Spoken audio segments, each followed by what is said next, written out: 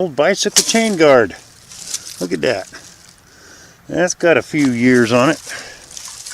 That's cool.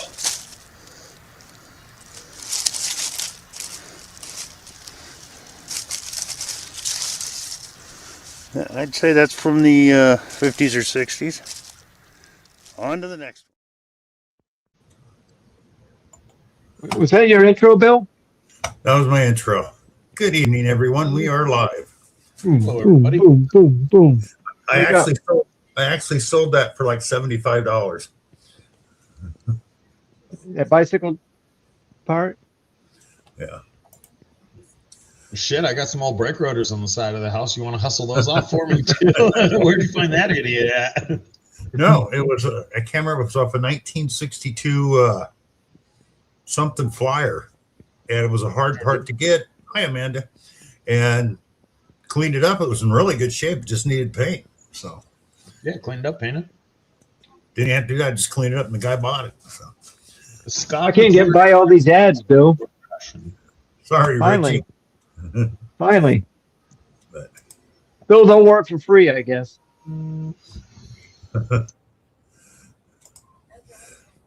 So how's everybody doing tonight? Richie, Zaxxon's on the phone. Hi, Amanda. I'm doing well.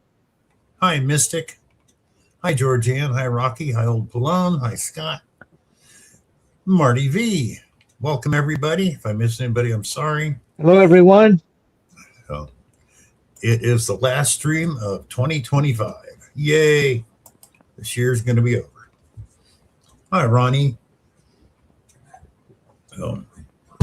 I did get out yesterday and found more bullets. I'm doing a few shorts on them.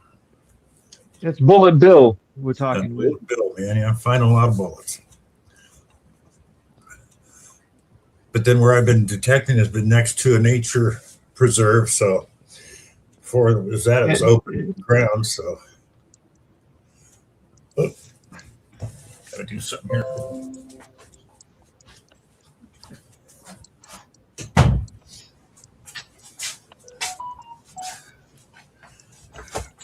Hey, it says I'm live. Wow. I would have never. Hey, we are live. Hi, Jerry. Hi, Papa. Hi, Richie. Hi, Bill.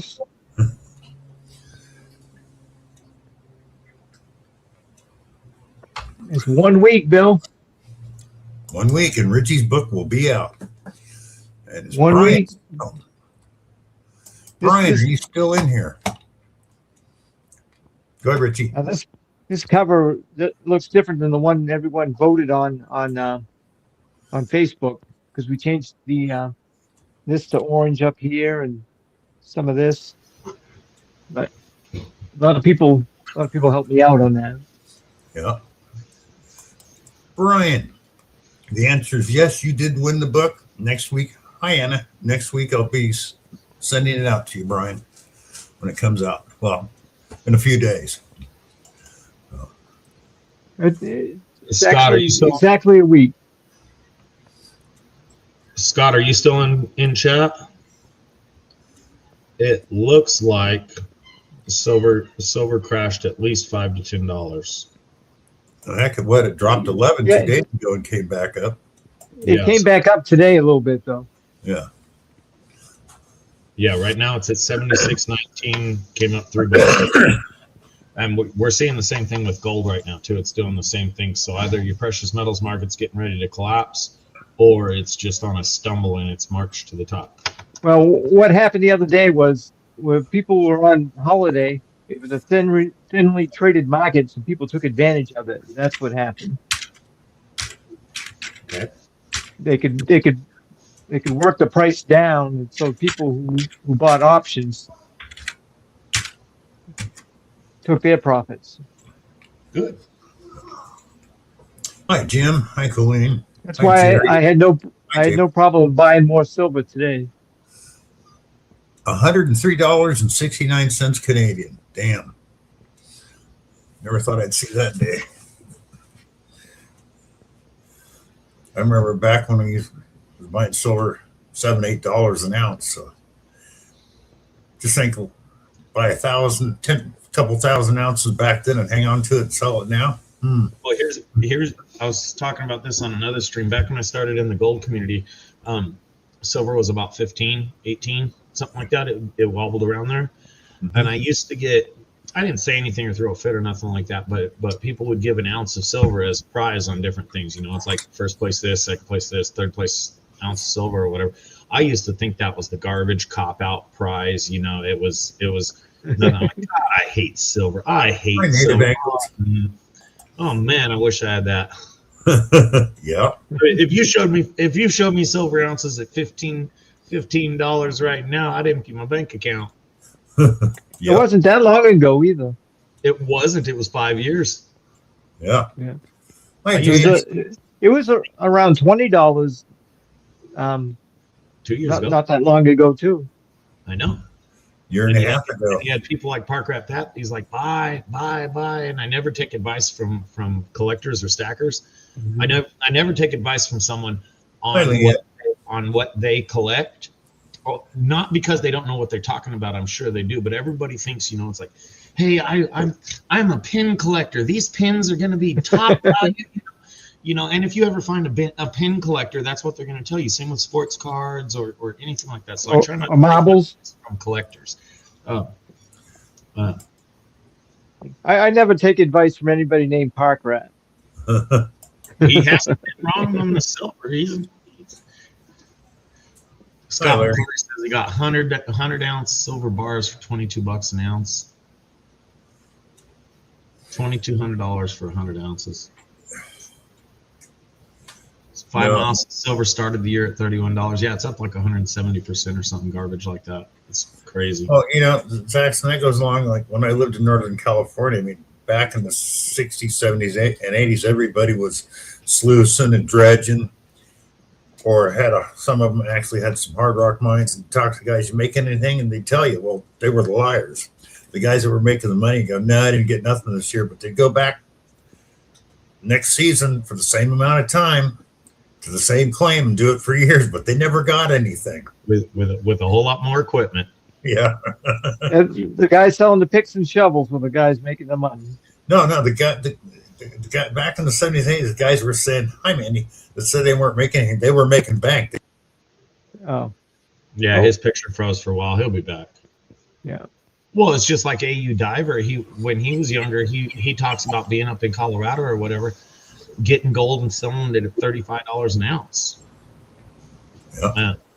And he was actually selling ounces. I don't know about lots of ounces, but he was getting ounces and selling them. Yeah. Oh, yeah. I mean, I got a lot of gold back in the day, and I think, man, if I would have hung on to that, I could own half of Florida right now. I mean, you know, from what we made on it back then to what you can get for it now. Hell, if you'd have skipped lunch the day Bitcoin came out and just bought it all in Bitcoin, you wouldn't be talking to any brokies like us. Yeah, if I could only go back to 2008, Hi, Joe. rewrite my own history. Well, you know, I mean, back when I was first gold I sold, I think it was $125 an ounce.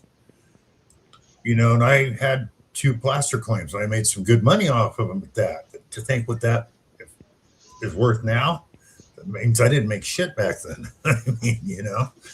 Well, I mean, but as a comparison, I think it was the late 60s or early 70s.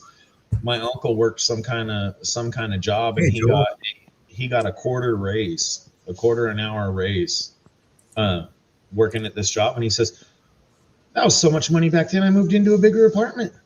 Yeah, that's true. I mean, back then I remember most people back when I started my first job were making like $2 an hour. Minimum wage, I think, was $1.65, but I was making $5 an hour. Well, even at minimum wage, you could pay your rent, buy groceries, pay your power bills, buy a car, and still have a quarter of your paycheck left over every month. Can't do that today. You could. I remember. I mean, I'm talking one person making the money for everybody. I remember I had a job making $3.50 an hour, and I'd lost that job. And then I went to work in the paper mill, and it about tripled what I was making. But Mhm. back then, people were making it on $4 an hour Yeah, back in the '80s. yeah. But you can say I that heard and you you. can look at it, but back then people weren't sucking down $5 Starbucks on the way to and That's from work. that's true. They weren't, they weren't driving 20,000 miles a year to have fun. How many They didn't weekends? have they didn't have an internet, Bill.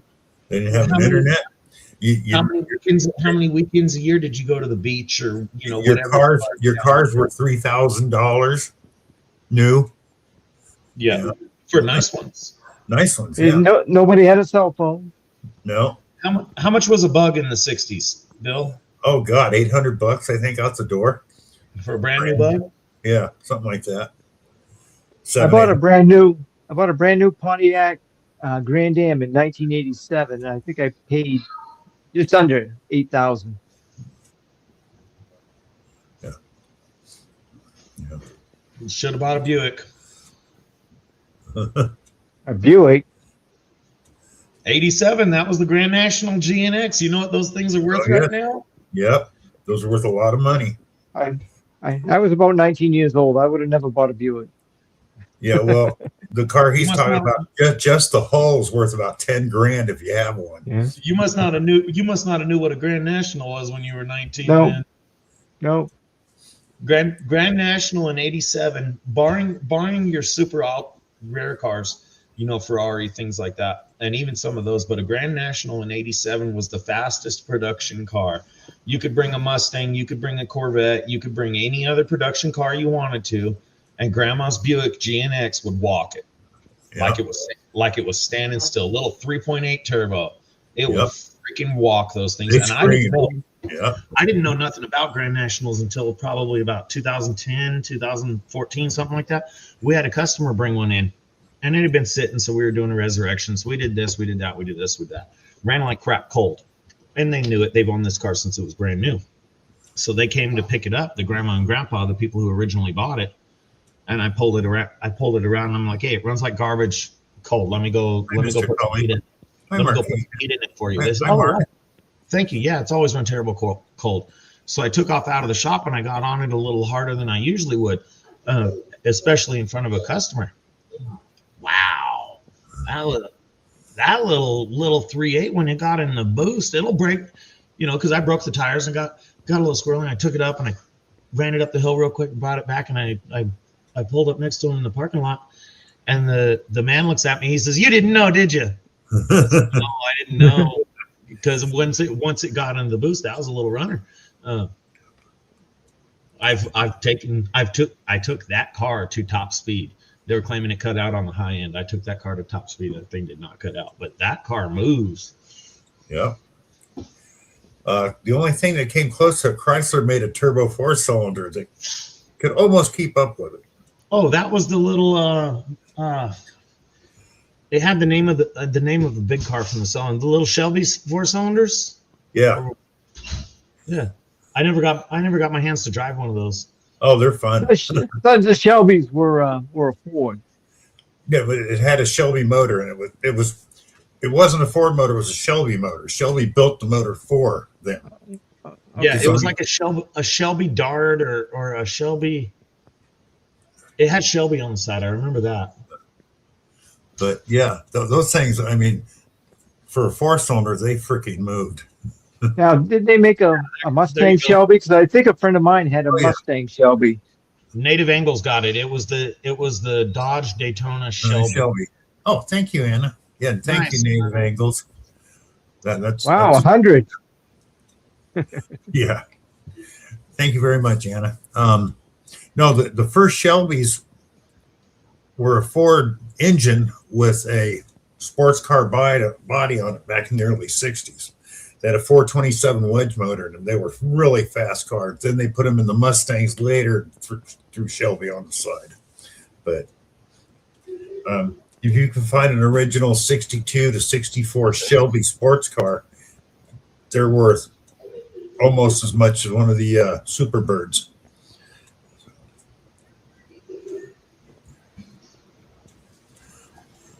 I had a nice 1988 Pontiac Sunbird GT. A Sunbird? Yep, Sunbird GT. I hate those cars. With a 2.0 liter engine in them. It was a nice car. I love that car. Familiar with the engine. Did you have that Yeah, did you have that big weirdo radiator cap on it? Absolutely massive thing. see what Native Angels? I don't recall the radiator cap. But Those cars were so light, it felt like they're lifting off the ground. The bad thing is, where we lived, you got a lot of snow. You couldn't drive them in the snow, even with chains, because no, they weren't any good in the snow. oh, the 4-cylinder one instantly kicked the turbo in, so you just lose traction, just instantly. I had They've come out with interesting ones. it was the top half was black and the bottom half was like a baby blue. Oh, I remember that color combination. Yeah, they had a black and a red, and they might have had another combo too. But They had a maroon something. The one I saw, I remember as being maroon. yeah.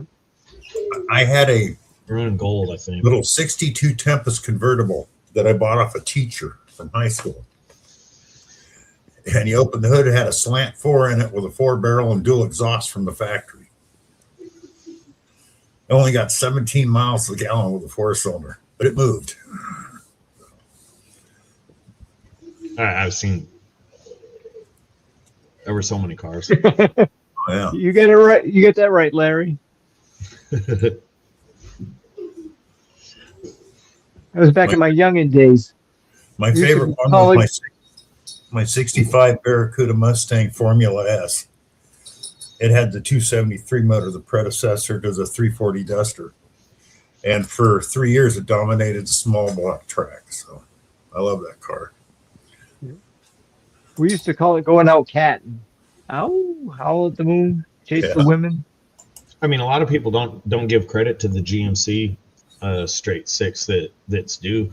For like 30 years, the flathead Ford ran the market on production power. Nothing could beat the flathead Ford for the most part until the straight six came out in the GMCs. That was the first production motor that would outrun a flathead Ford. It doesn't get the love that it was deserved because within like 3 years they came out with the small block platform. It was also banned, that 292.6 was banned from NASCAR because he could, I can't remember the guy's name, but he beat V8s with it. He beat what? He beat the V8s. It was legal to run a 6-cylinder in NASCAR back in the day. There was no rules against it, but V8, more power, yada, yada. Well, the 292.6, this guy built it. He had Offenhauser build the intake and manifolds and stuff to his design. And that 292.6, he ate every V8 on the track in NASCAR. He just blew them over. Our local big race is the Oxford 250. And one year, one guy brought a 6-cylinder and just blew everybody away. Then that proved that the 6 cylinders could hold it with all the V8s, and everyone had swapped to the 6 cylinders after that.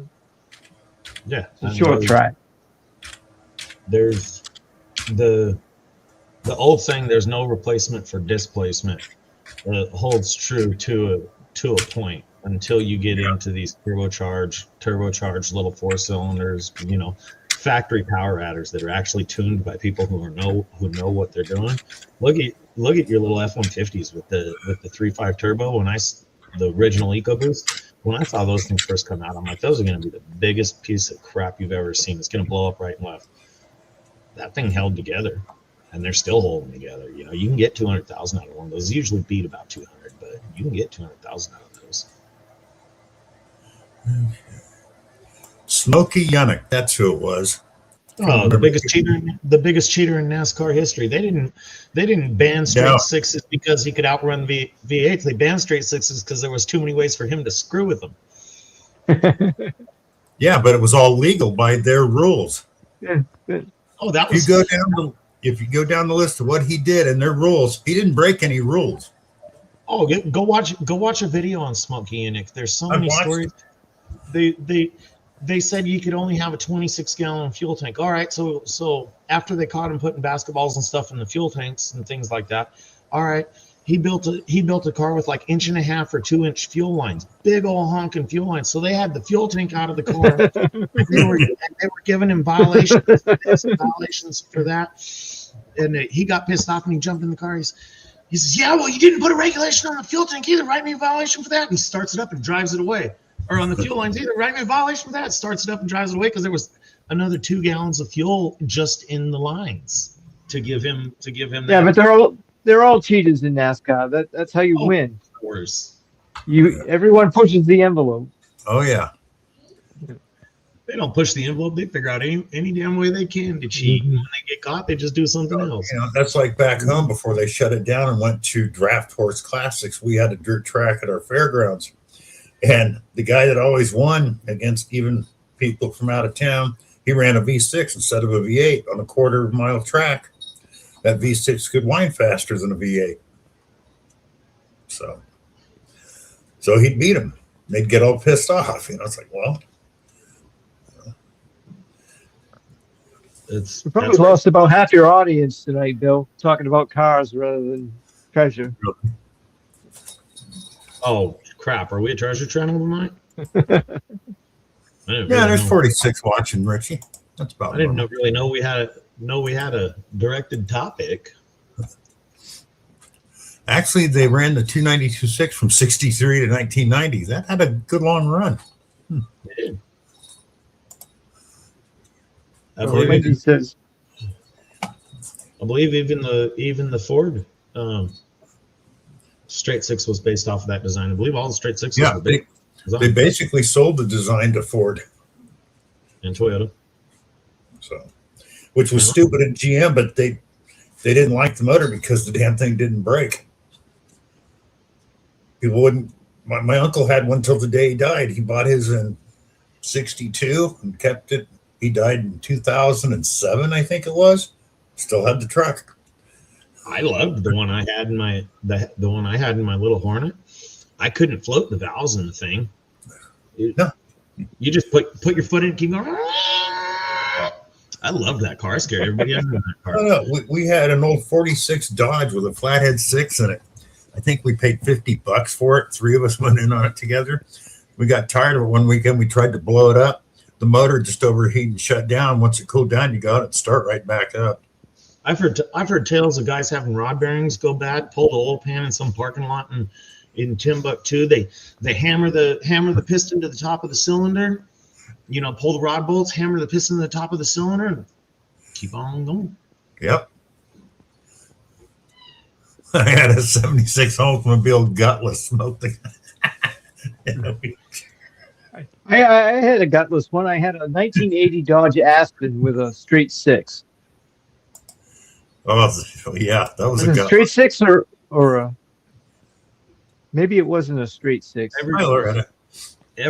Just about every car built between 1980 and 1980 or 78 to 85, virtually any car they built, you could burn to the ground. There wasn't a good one in the bunch. No, there wasn't. They're all junk.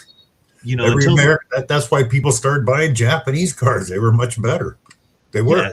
American cars lasted longer. Oh yeah. Well, they're just better.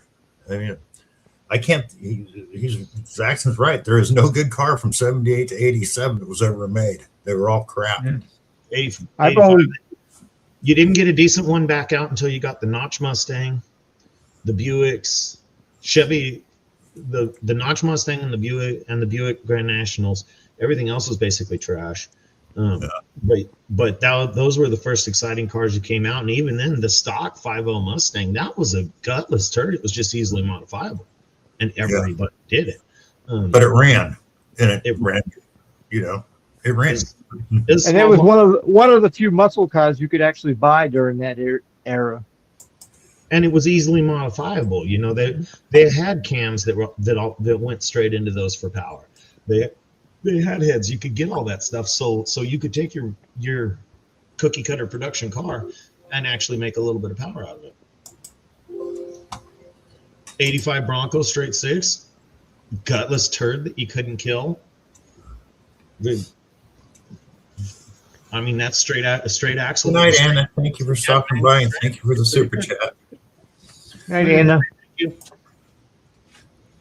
There were a ton of indestructible cars, but it's like you bought an F-250 in 1980. Oh crap, man! You weren't going nowhere in that thing except the gas station. Yeah. Those freaking things are lucky to get out of their own way. Chevy for the win on those. The emissions and fuel regulations, they just choked those things down so bad on power. Bad, yeah. I remember when they first swapped to unleaded gas. Those, you, Oh Do you remember leaded gas, Bill? yeah. Oh yeah. How bad it used to stink. I remember when California first started their emission controls and put a NOx device on the cars. You immediately left the garage they did that at, went around the corner and ripped everything off and set the timing back to correct so you can drive the freaking car. Thank you, Brian. Because they wouldn't run. Guy I worked with used to tell me they used to have like mobile CHP smog inspections on the side of the freeway or whatever, where they'd pull you over and see if you still had that crap on your car. Yeah. I'm writing you a ticket. Show me says the Bandit Trans Ams. The Bandit Trans Am was a piece of crap.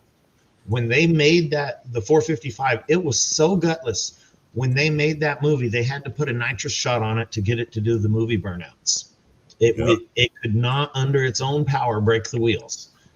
Obviously, they have power adders and mods for it now. The engines of that year, the 427s and 454s, had no more power than a 366 truck engine. Well, the Trans Am, not as much.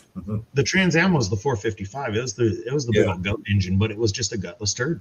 Oh yeah, I used to smoke them with my 273, Formula S Barracuda, and it was the guy I used to work for. He told me that because he's been in the base since then. He says I would pull those things in with crap engines or whatever the reasons. He says I'd pull that big block out, put a small block in it. They'd be back a week later. That's the best this car's ever ran. Yeah. I get better mileage. I got more power. Front end feels better. He'd drop in a 350, yeah. And he says, I put so many 350s in, it was ridiculous. He says, those 455 blocks, we used to have a pile of them in the back. We sent them in for scrap. No, the 350 is one of the best V8s they ever came out with. If you hate catalytic converters, you can buy an electric vehicle. You won't have one. I don't know. You got to ask Rob about that. Yeah. I don't mind cats. Somebody said in the chat they don't like catalytic converters. I saw it. Hello, Rick. Yeah. They've probably recently had to replace one and don't like the price of catalytic converters. They are proud of those suckers. Do they ever go to hell? Gary? Other than rest out? Do they ever go bad? Yeah. Absolutely. I've never had an issue with one. Oh, Mark the Seal Detectors. Yeah, there was some good engines built after 72. Not many. Well, you had an early 454 then, Beard, because the later ones, they did not. I drove. Or you didn't have a stock one. One business I worked for, the wife had a Robster. It was like 04, and the wife had a 99 Suburban 3/4 ton 454. I thought this thing was a monster. Well, one day we got a call that I had to move fast on, and it was decided that I was to take her truck because I needed to go fast, and I needed to get there fast, and that was the closest thing that we had available that I could just jump in and go. I took that thing. What a gutless turd. I don't know if it was so much the lift kit or the tire size. I'm wide open onto the freeway off ramp. I'm like, damn, I should have took my car. It sucked. I hated that truck ever since. I'm like, I used to think that was so cool, and I'm sure it's a beast, but. Hi, Carrie. Gregory. When I bought my GMC that I have now with the 327, I was coming from a Nissan 4-cylinder truck. And when I bought the truck, there was a little bit of traffic, so I wanted to get out there. So I stepped on it a little bit and burned it out, pulling out from the dealership. They're good running trucks. Yeah. They take a lot of views. The LT engines were a good engine until they ruined them. Displacement on demand. Junk. Native Angle says, sounds like it's running 100 but moving at 40. Yep. Seen a lot of them like that. Yeah, there's a lot of cars like that.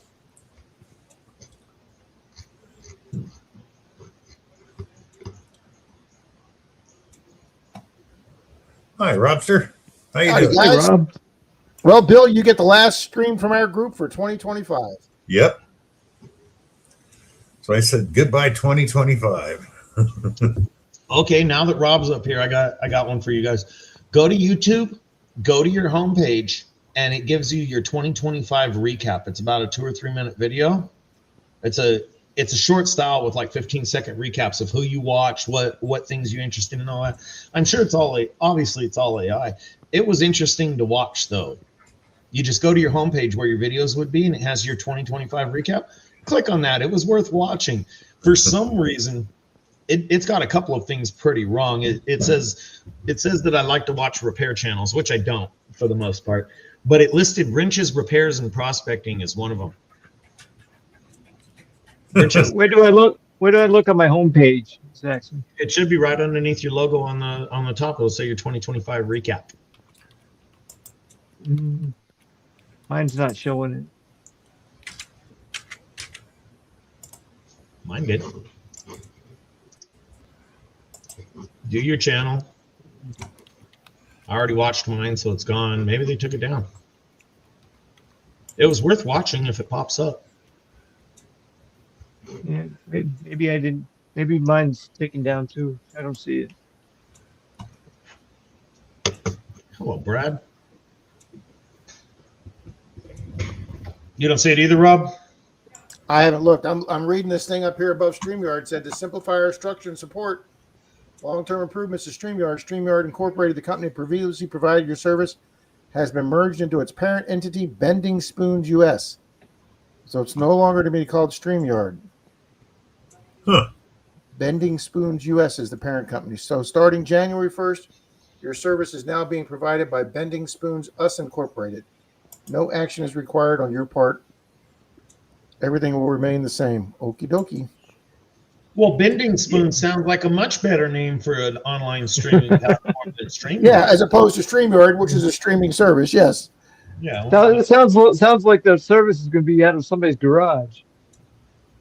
I'm pretty sure with that new name change shortly after, we'll be coming a bending of some type or another, probably the buyer over a desk. Jared's doing his first live of 2026 on Thursday. Good for you, sir. Evening, Jim Steele. Miss La Hacienda says, Happy New Year's, everyone. Everybody was saying, what are you guys doing on New Year's Eve? The exact same thing we did the night before New Year's Eve. Absolutely nothing. I'm officially old now. We can't do anything. Actually, on New Year's Eve, I have two things planned. Up until New Year's Eve, I'm going to be pissed off about the morons lighting off fireworks when it's not even New Year's Eve yet. And then after New Year's Eve, I'm going to be pissed off at the morons lighting fireworks because New Year's Eve's already gone. Go away now. We've got people already this week shooting them off in our neighborhood. Oh, they do them here. They do them here over sports. You know, if one of the Southern California teams wins, primarily Dodgers or Raiders, you hear all the block parties go off. And Thanks, son. Okay, where was that supposed to be at, Saxon? Mine was on my homepage. It's Howdy, gone. Rocky Fry. Evening, BH Ringer, Gregory Gibson. Mine was on my homepage. You go to your channel. It was right underneath my logo, right above my videos. It said my year in review. I watched it, so maybe that's why it's gone. But mine is gone. It was worth watching. It was your homepage or your dashboard? Tells the difference. There's a difference in your homepage and your dashboard. You can get to your dashboard from your homepage. I don't know. I'm on my homepage. I don't see it. Where's my dashboard? Yeah, I went to my dashboard. I didn't see it there either. I don't even know. Whatever. It was there. It was worth watching. Howdy, Cubot, Susan. Good evening, Danny, Brian Oilier, Larry, David Alfonsetti, Art. Good evening, guys. Welcome, everybody. There's Mr. Pat Paul. Yeah, it said I'd watched like 133 shows of Bernardo Rob's. It's like quite a few things. Actually, Rob, you won my most watched show on that one. It was like 133 shows on your channel is what I watched. I went back all the way to August because I knew there was a few prizes I had missed, some small ones, dimes and stuff. So I started making a list today of other prizes I owe people besides the Christmas stream. And I just started looking at all the red check marks I put in my book for sent. And so I'm going to take some time, maybe tomorrow because it's still too cold to go outside. Nice, man. And I'm going to say that my silver is going to be somewhere between 300 and 500 silver coins I've given away this year. And I'm going to say it's probably going to be closer to the 500. Now, I would like to put in this simple request when you figure that out. I don't want you to do a rough calculation on silver value that you've given away. Well, that would take me forever. You would also stop giving it away, so please don't do that.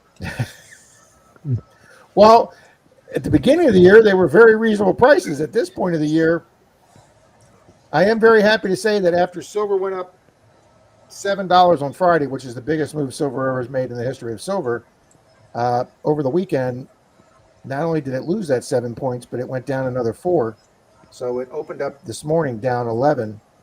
So the silver went from 84 an ounce down to 71. It went down 13 points, but it came back half of that today. It came back half today in 1 point. Mm-hmm. So from 71, it went to a high of 78, but it closed at 76 today. So it's already recouped about 40% of the 1 day loss. So it'll, I agree with Park Rat. By the end of January, I think silver is going to be over 100. It might be. Bless you. So, guys, for some reason, Ed didn't give us our sheets back tonight, but I do have the final bonus question. Yeah, BH. I think Marty says he's got 850 or 890 war nickels that he's found coin roll hunting. So take that 423 BH ringers and time that times 900. Howdy, Tomcat Josh. Wow, thank you, Tom. Thank you, Tom. No, hey, honey, he sent me an email today saying he never got his GUIs, and we sent him the. See, Tom Kingery got to see it. Thank Rob, you, Tom. You're number one on Tom Kingery's too. Thank you, Tom. Well, Tom keeps us straight. Yeah. Yeah, oh, mine 213 nickels Marty's got. Sorry, Marty. And I discovered I'm one sub away from 1,600. Nice, Bill. And I don't know if he's here. I don't know if he's here tonight, but I would like to apologize to Dig in Louisiana. I went over to his channel today to get his email and realized I was not subscribed to Dig in Louisiana. So my apologies. We made sure we corrected that and got him subscribed to Dig in Louisiana. I haven't seen the video. Brewers, did I hear somebody use the word GUIs? Hello, Brewers, I'm going to assume you liked yours, sir. Hi, Jeff. Silver gets much more expensive. Rob's going to be in the kitchen trying to learn how to make GUIs because he can't give away silver no more. Thank you, Tomcat Josh. I'm glad to hear that, sir. Tomcat. Where'd you finish tonight, Rob? We had 17 teams tonight, and we finished in 11th place. We did get 3 out of 10 15s. We did real good with on 3 rounds. We got 3 15s. The final question, which we got wrong. Take these 4 actors and put them in the location they were born in. Because when he said we're going to Hollywood tonight, I'm like, oh man, I know movies like the back of my hand. This is going to be easy. And then he went, tell us where their birthplace was. And I go, who the hell knows and who the hell cares where some actor was born? So the 4 actors are Tom Hanks, Natalie Portman, Scarlett Johansson, my Babelicious, and Joaquin Phoenix. Joaquin Phoenix, excuse me. Tom Hanks was born in Sacramento. Joaquin. Yeah, Joaquin. Yeah, Rob, I hate to tell you this, but I do believe Joaquin might stick around for a little while. What the hell? Anyway, we're gonna have to tell Rob or Charlie about that one. So Bill's right. Is that like those Susan B. Anthony quarters? Yeah, the Susan B. Anthony quarters. I didn't even realize that until somebody corrected me that day. Yeah, that was me. Oh, thank you, Native Angles. And now it's 1600. Thank Who was you Joaquin Phoenix? very much. Yeah.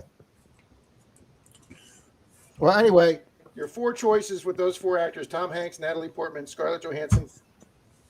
Yeah, was it Joaquin Phoenix? Is California, New York, Puerto Rico, and Israel. So Bill's already said California or Sacramento for Tom Hanks. Yep. I'm gonna go out on a limb here and say that Joaquin was Puerto Rico. I'm going to say Joaquin was that is in correct also. And Natalie Portman was Israel. Correct. And Scarlett Johansson was New York. That is correct. Mm-hmm. We had Tom Hanks and John? Natalie, or excuse me, Scarlett. We figured Natalie Portman was Israel. We figured Joaquin was Puerto Rico, but we had Tom Hanks and Scarlett reversed around the other way. But we bet 0 points because we figured enough people would miss it. We might move up. But we finished after the final total. We finished up like in 5th place, so we didn't win it. We didn't get the money today. But hey, we've won 2 out of the last 4 weeks, so we're not. And I'm a little late. Win every week. We had some friends. My old partner and his wife from the police department drove up from the next county south, and we only get to see them a few times a year. So they drove up and came up and played trivia with us tonight. Thank you, Joel. Now, how is these trivia nights policed? How do you stop people from Googling on the side there? They can't use their phones. Yeah, you're not allowed to use your phones. Your phones has to stay face down on the table. If he catches anybody using the phone, or if another team tells them that they see another team Googling phones, they're immediately disqualified and get a 0. I mean, people have watches now and everything else. Denise actually caught somebody. Glasses that have internet on them. Well, we haven't said anything about glasses, but a few months ago, Denise saw a team using their Apple Watch. So he now announces no Apple Watches allowed either. Mm-hmm. And like if we have like a big tournament, like the Christmas tournament or something that they're giving away, like, big screen TVs or bike cruising bikes or something, he has a second employee that walks through the crowd. Yeah. And to be honest with you, we had 17 teams tonight. Probably 15 of them were regulars, and it's just not a problem. We actually, Denise and I, about 5, 6, 7 years ago, we actually played at another sports bar where they didn't allow it, and everybody cheated there, and they didn't do nothing about it. And the same teams won all the time because they were cheating. So we just stopped going back there. But we got a good crowd at this place. Good. Thank you, John. John's one of the people I owe a coin to. So,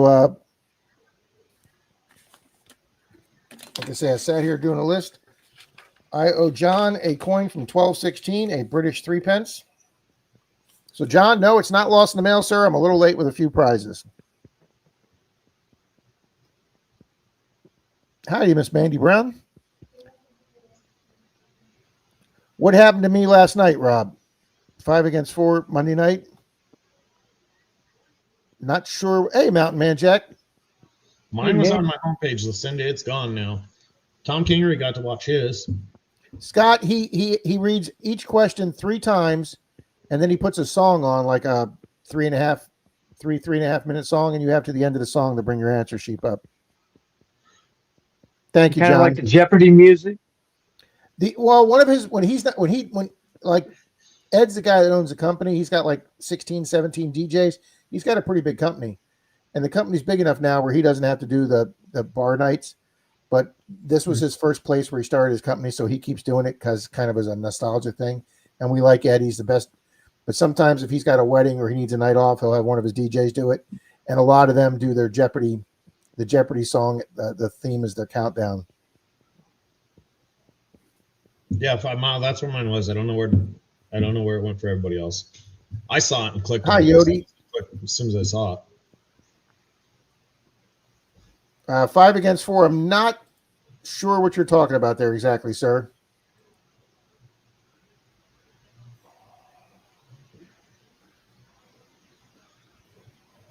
Oh, did you get any weird questions tonight, Rob?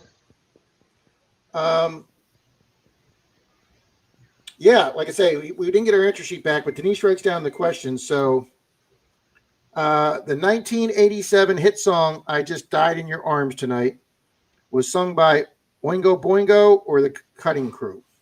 The Cutting Crew. Very good, sir. Denise knew that one. Now, Richie, do you follow hockey? Is there drum detect? Oh yeah. Bobby Orr's flying, what do they call it? The flying goal. Yeah. What team did he score that against in 1970? Against. It would probably be the Montreal Canadiens. No, your three options were the Blues, the Blackhawks, or the Red Wings. Well, I'm not sure of who he scored it against, but he played for the Boston Bruins. Right. My buddy Andy knew that because he guessed the Blackhawks, but no, it was against the Blues. Okay. I didn't know that either. Everybody in chat's got it wrong too. Yep.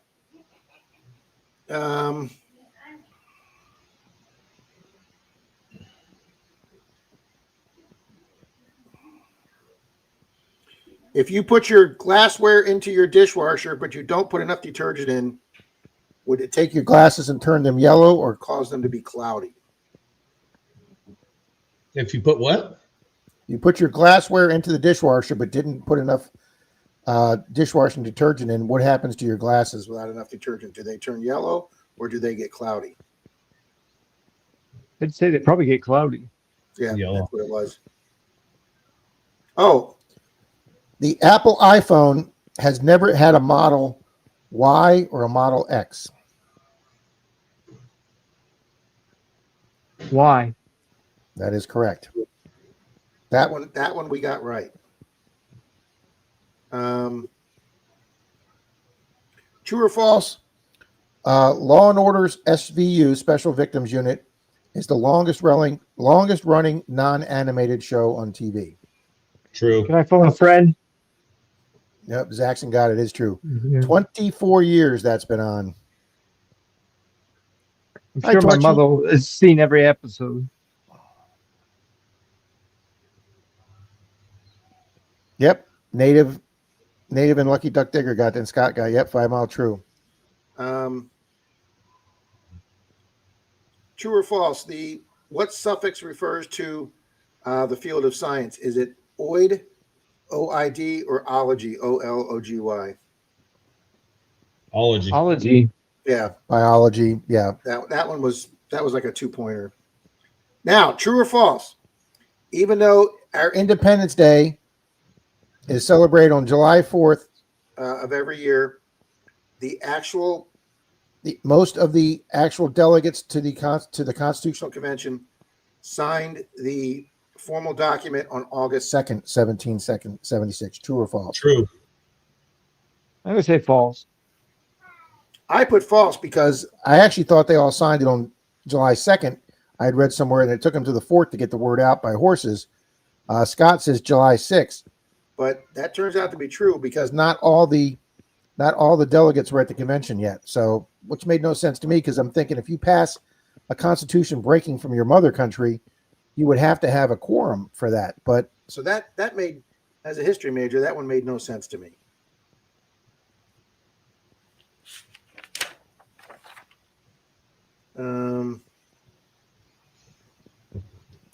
Hi, Chuck. And for us metal detectorists and treasure hunting people, what is the smallest coin physically currently minted by the U.S. Mint?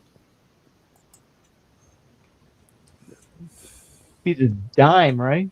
Yes. Show me 8. Good evening, and I owe you a coin also. You're one of the 14 people on the list that I owe a prize to. Oh, the term ice giant can refer to Uranus and what other planet, Mercury or Neptune? Hi, It'd have to bud. be Neptune. Yes, Mercury's the smallest planet. Mercury's too close to the sun. Yes, that's exactly right.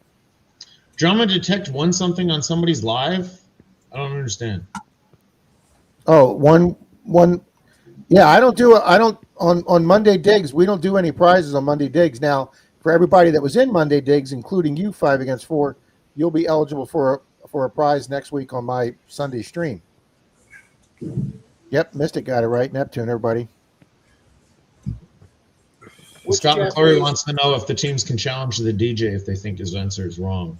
Yep, and he has final say so, and we challenge him all the time, and he doesn't change his answers.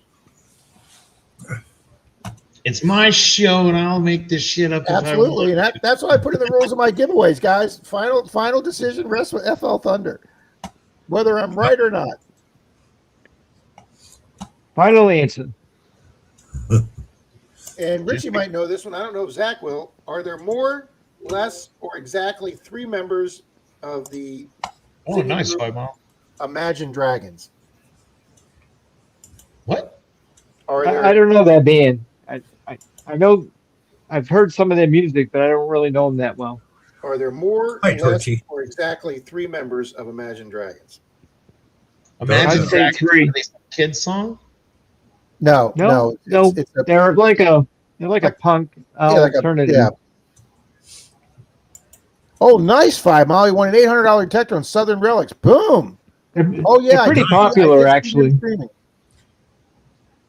The answer is a Knox 800 on Southern Relic Adventures live stream. Nice. Nice win. And Show Me 8 had that right. Exactly 4 people. Very good, Show Me 8. No, it's not Puff the Magic. Yeah, Scott says you're thinking of Puff the Magic Dragon. Puff the Magic Dragon.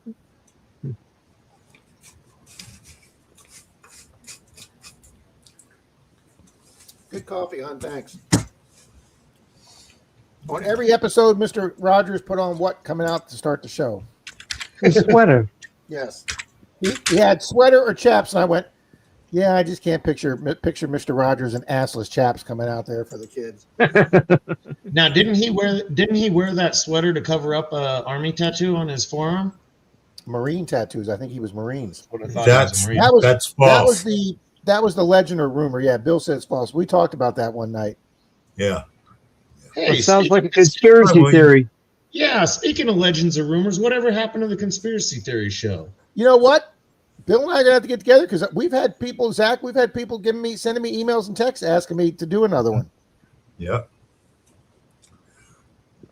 But we're trying to think of a topic that's not going to be too heavy. But Bermuda has- Triangle. And hasn't already been run into the ground. Has been running to the ground. There you go. Yeah. I actually, Richie, I like that suggestion, but apparently Zach and Bill didn't think that was a great one.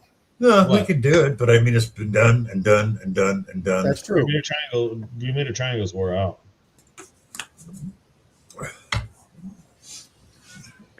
If you Nick get says everyone anything, goes OPH fingers. Amelia Earhart, Right, you there can we probably go. argue that for a while. Scott says I proved to everyone that the moon landing was legit, and everyone caved.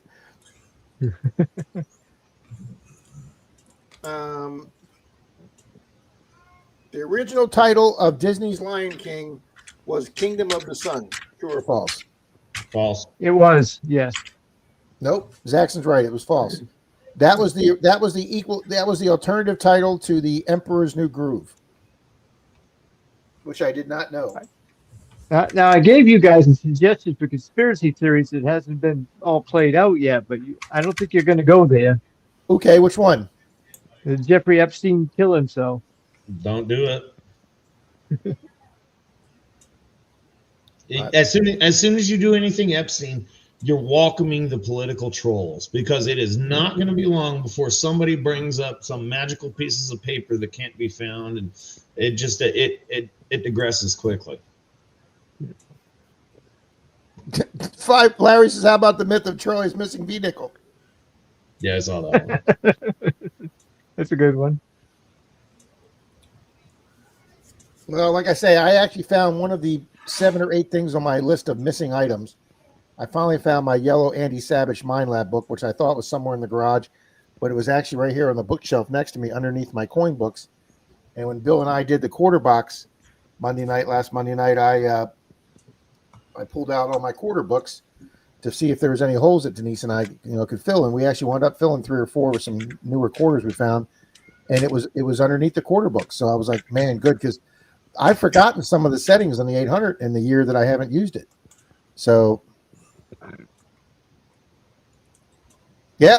Well, you know what, Zach? Since it's 60 years old already, we could do another conspiracy theory instead of did Epstein really kill himself? Did Jack Ruby solo kill, or did what's his name solo kill Kennedy, or was it part of a conspiracy? Well, if you're wanting to, Harvey Oswald. Harvey Oswald. if you're wanting to dive into that, you can look at whether or not Oppenheimer helped Russia get the bomb. Wow. There's a big thing on Oppenheimer because he was part of a communist club or whatever, socialist Yes, club. he was part of the his wife, I guess, was a member of the American Communist Club.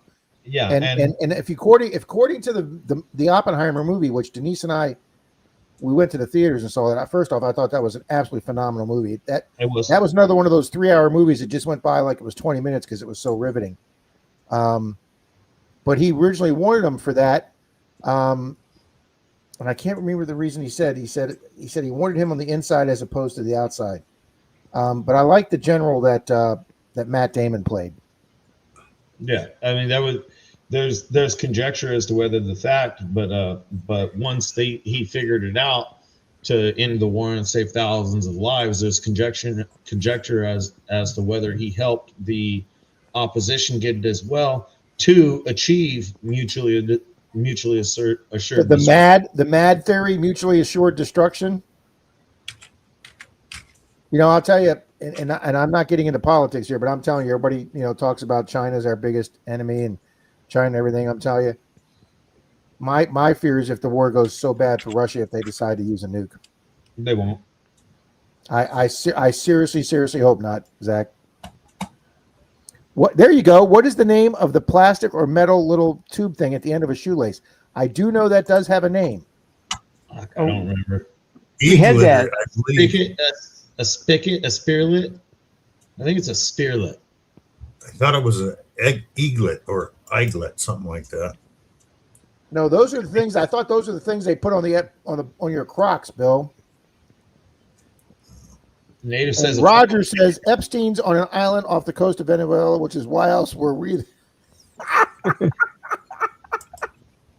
a triplet. It could be called a triplet. Egglet. Yes, Bill, you got it right. Egglet, yeah. Very good, Bill. We had that for a question. Yeah, it was. It was one of the trivia questions. Yeah. I do know on Clearwater Beach every now and I do find, I guess they call them a giblet or giblet, the little things you push into the holes on your top of your crock. I do find those on Clearwater Beach every now and then. They're called pop trunks. Decorations. Yeah, the little decorative metal things you put on your. Oh, I know a conspiracy theory show that you guys could do. DMV driving laws. We can burn this whole chat down and nobody will agree because it's just like we'd all be going down the freeway. You don't have to use your blinker to that. It is not turn into any lane. I firmly believe, Zach, that every out-of-state car that hits the Florida line, I believe the minute they hit the Florida line, their turn signals fall off. I really honestly believe that. Here's one: chemtrail conspiracy theory. Oh my God, there are some. Bill, you're right. It's just like the moon landing. There are people on both sides that are absolutely adamant about that. I just went to Wikipedia and found a whole list of conspiracy theories. So we got something to choose. A lot to choose. I don't know if he's saying that tongue in cheek, but Katy Perry is actually JonBenet Ramsey. I got a good one. I was working on this customer's truck, and apparently he was really satisfied with my work or whatever. And he was a bit of an interesting fellow. So he was real happy or whatever. So he thought he was going to save me or bless me or whatever he thought he was going to do. He went home. He brought back this list, and he had this list of all of these different chemicals that they were spraying in the sky as chemtrails, and each one of them had a different holistic cure. You know, if they're spraying arsenic, you need to eat cinnamon or crap like that.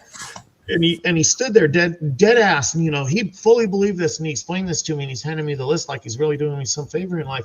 And he was a customer, so I'm nice. I'm like, yeah. And I couldn't help myself. At the very end of it, I asked him, but how do you know what they're spraying?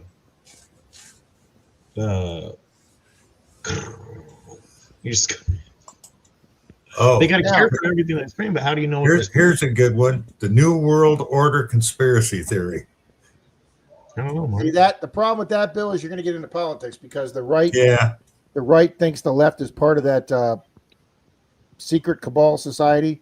Remember when they thought that Hillary Clinton was part of the pedophile ring that was making videos in the basement of that pizza place or bagel place in New York, and some guy went in there and shot the place up because he actually believed that. Yeah. Or the Freemason conspiracy theories. Gibson, I saw a good one on Billy the Kid last night. They think they found that dude in Texas. There was a guy named there's a good documentary on whether or not Billy the Kid was dead. A dude named Brushy Bill out of Texas, some lawyer. Well, if Billy the Kid's not dead, he'd be like 140 years old. Well, whether he died the night in question. He lived to like 1954 or whatever. Some lawyer in the 30s found him, and the dude corroborated a bunch of stuff, had matching scars, and took him around the area. And he's like, this is where this happened, this is where that happened, just the knowledge. His name was Brushy Bill. Wow, BH Ringer. If you're over 70, you don't report. Now, see, when I was a rookie cop, I got called to an accident where this old guy T-boned this young couple. Luckily, they weren't injured. So, and here I was like 24. I was brand new rookie, and this guy who I thought was old was in his 60s, and he says, "I'm the son of the guy driving the car," and I'm like, "Oh my God, you're in your 60s? How old?" And he goes, "Yeah, my father was like 84." And I said, "Well, he doesn't understand what happened." And he says, "Well, he's got a medical condition that they can't figure out, that just unexpectedly out of the blue sometimes he passes out for like 1 or 2 seconds, but he comes right back immediately."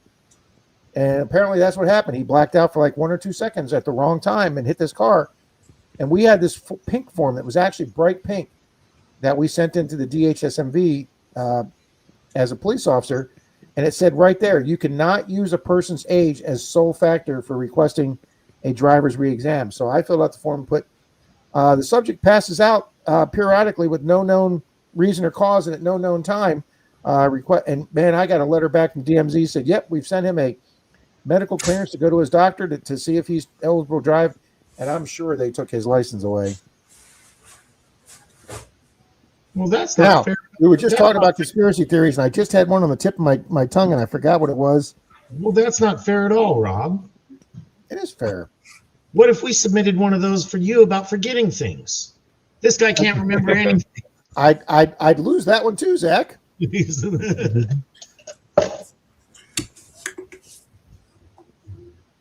If you look at my video the other day with Troy, I forgot the word crown. I couldn't think of the word crown. I said, "Troy, he found a medallion with the Christ figure on it with the crown of thorns." And I go, it's Jesus of Nazareth, and he's wearing a wearing a hat. Thorns. Oh boy! Here's one for you guys: the 2018 New England Patriots conspiracy, that they were helped to get to the Super Bowl. What about the 20? There's a lot of 2022 Super Bowl. There's a lot of people in our streams, Bill, that won't watch the NFL because they just flat out believe all this is rigged. Yeah, it is. See, and that's where I can offer a breath of fresh air. Hey, now wait a minute. It's not wrestling is real. It's not that I don't believe the NFL is real. It's that I think they're a bunch of overpaid crybabies, and their watchers are a little bit on the slow side.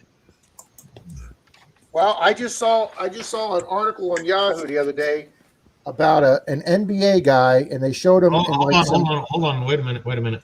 Mandy Brown is 43 today. Mandy, you're just a baby. Happy birthday. Happy birthday, Mandy. You're a youngster. Hey, Mandy.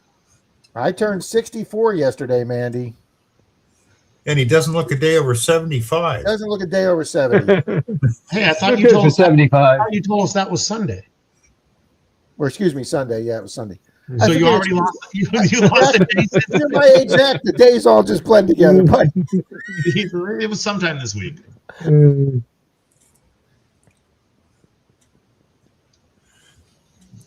Oh, but what I was just saying, there is an NBA guy that they had an article on Yahoo who is living. He's like living in a tenement building in the projects, and during his career, he made $69 million during the course of his NBA career, and he's living in a tenement apartment in the projects. But does he still have any of his money? Because a lot of those guys weren't known for their long-term financial planning. Well, yeah.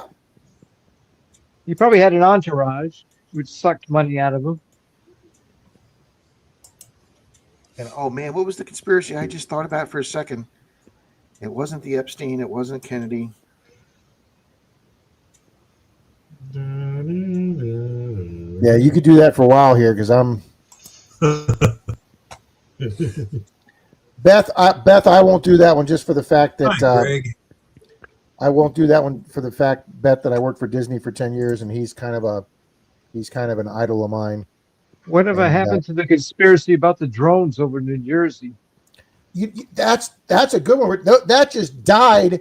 I mean, like one day it was like 100 people covering that, and the next day it just died, Richie. I swear I saw one out here, out behind my place. I come home one night. It was flying. I had a perfect solution to that they kept saying you can't do. You shoot down one drone with a shotgun that comes over your property. That shit would have ended that day. Yeah, but these were so high that you couldn't shoot them down. The one that I saw, it would have been out of range. Here's the thing with that. You got two things. You got two things going that tells you that bullshit. One, the American military is so spread out strategically and planning wise. There's no way that the drone's actually going to see or know anything just by flying over. All they can see is some equipment that can be done from a high altitude plane and never knowing the difference. Two, if there was anything flying over a U.S. military base that they didn't want there, they would happily find a way to shoot it down just because they're bored. Yeah, but what about the weather balloon? China flew over the country. Well, that's the one I was just going to say when you guys had a break there. The one we shot down? An accidental weather balloon? Eventually, after it collected all that information. And Zach, I really wouldn't have worried about, you said, well, they were too high up to see anything and they would just be little specks down on the ground. I would have agreed with you on that right up until Ukraine pulled off that phenomenal surprise attack and took out 15 or 20 of Russia's best planes with those drones that they hit in those shipping containers. No, what I'm talking about is even in the context of one military base, everything is so spread out. Any attack would be compartmentalized. Then you spread everything out on a national structure. The amount of resources we have, it's one drone above the base would not do anything for them. But realistically, if they didn't want it there, they would have took it out. Yep. Instantly. Yeah, B.H. Ringer's right. The Chinese balloons conspiracy was big for a while. Here's one I never heard of: the Gaylor conspiracy. It maintains that Taylor Swift is gay. Oh yeah, we definitely need to worry about that. Or hey, There's a better one. A lot of gay people. The Larry's conspiracy. It's a group of conspiracy theorist fans centered around the idea that two members of the boy band One Direction, Harry Styles and Louis Tomlinson, are secretly a couple. Who cares? What I want to know is how Buck Owens got all those guys to play in his band that look just like him. That's a conspiracy I want to dig into. You want a real conspiracy theory? Find out how Robert Palmer always wore that suit jacket. He only took it off in one video, and I've never seen it off in a concert. Yeah, we're getting a lot of Hoffa comments here. Oh yeah, they got started in a Hoffa. Wow, Susan says that balloon they shot down was American made. That's very interesting, Susan. American made? There's nothing made in America anymore. The dinosaurs did not die out; they just left in a spaceship. There's one about the dinosaurs that they pooped enough that they gassed themselves to death with the methane. I was like, I had not heard that one. Yeah, it's out there. That's right up there with the flat Earth one. So maybe we can have a show and start our own conspiracies. Hey, that's true. Here's another you know one. What, Torchy? When I saw an article last week, Torchy, that Kansas City was possibly moving out of Kansas City, I go, that's bullshit. Kansas City, they've won so many championships. The city loves them. And then there it was, confirmed, Kansas City moving out of Arrowhead Stadium in 2030. And I called my sister. They're moving from Missouri to Kansas. Yeah, so they don't need to change their name. They're just going from Kansas City, Missouri to Kansas City, Kansas. So they're at one end of 435 now. They're going to be at the other end of 435 and 70. And because Kansas City, Kansas is picking up 60% of the stadium, where Kansas City, Missouri only offered to pay 50% of a new stadium. And I talked to my sister, and she says, "It ain't going to bother us that they're just over the state line." She says, "We're not fighting for them." She says, "You know, they wanted to use all county money and not put up enough of their own money." And so, oh, that's Lucky Duck Digger. I'm writing that one down. The Malaysia 370 flight. Oh, the disappearance. Yeah, I remember that one. Yeah. What about the Malaysia Airplane 370? There's a company going to spend months searching for free, only getting paid $60 million if they find it. Well, you know, me and Denise actually went and saw Kathleen Madigan live. I think it was a night that we had a stream on, and I got back late for a stream. We saw her at one of the local performing arts centers here, and we really like Kathy Madigan. She did a whole routine once on that plane. She says, you know, before that happened, I used to think that if you're in an airplane and you're flying over a body of water, that there was somebody actually tracking that plane. She said, I didn't realize that there are sections of airspace over vast areas of water where nobody tracks that plane until you come back into another radar. And she says, I had no idea that actually happened. I always thought that somebody knew exactly where that plane was every minute. And no. Yeah.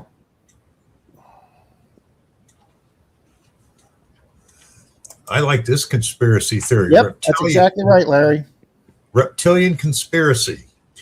There is a conspiracy dating back to the 19th century that the Jewish Rothschild family is part of a bloodline of reptilian humanoids that secretly control the world. Bill, I actually had a buddy that subscribed to the reptilian theory. I actually had a good friend that was real big on the reptilian theory. Hi, Angie. Okay, you sent me a text. You guys are freaking kidding me, right? People actually believe that reptile people walk. There's a group of people out there that think that there is a group of politicians or world leaders that are part of reptilian, and they control the money in the government. Zach, I shit you not. Read one of my books and believe it for the gospel. If you believe that.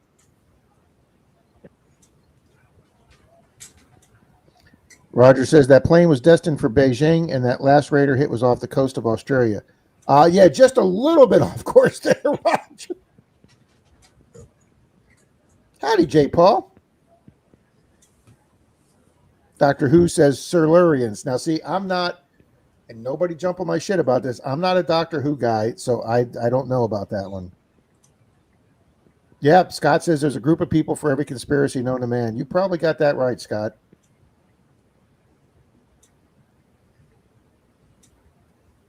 Yeah, the Illuminati. There's another good one. Yeah, that's another one.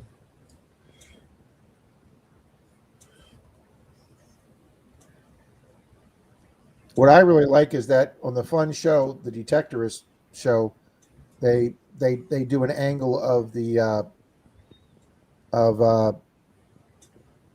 Saxons. The Saxons coming to loot the churches of England, and the church buries it. So it had a little bit of like your Knights Templar and your Saxons and stuff. They kind of brought that in with the treasure, and then when the one guy found the piece of treasure, it was cursed, and all kind of bad things happened to him once he dug it up out of the ground, but yet they never got super serious with it. And I know Charlie couldn't get into it, but I just think the Detectorist was one of the most wholesome shows about metal detecting, and even the bad guys weren't real super bad guys; they were just kind of bumbling idiots. And I think it's one of the best shows that put metal detectors in a good light.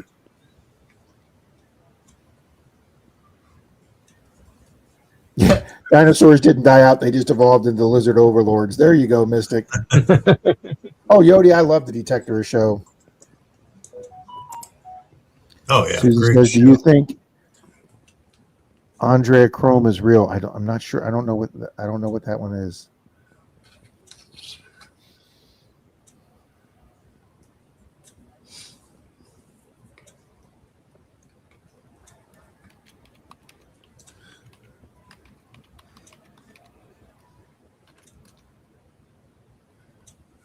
I mean, he's could create a conspiracy about Charlie.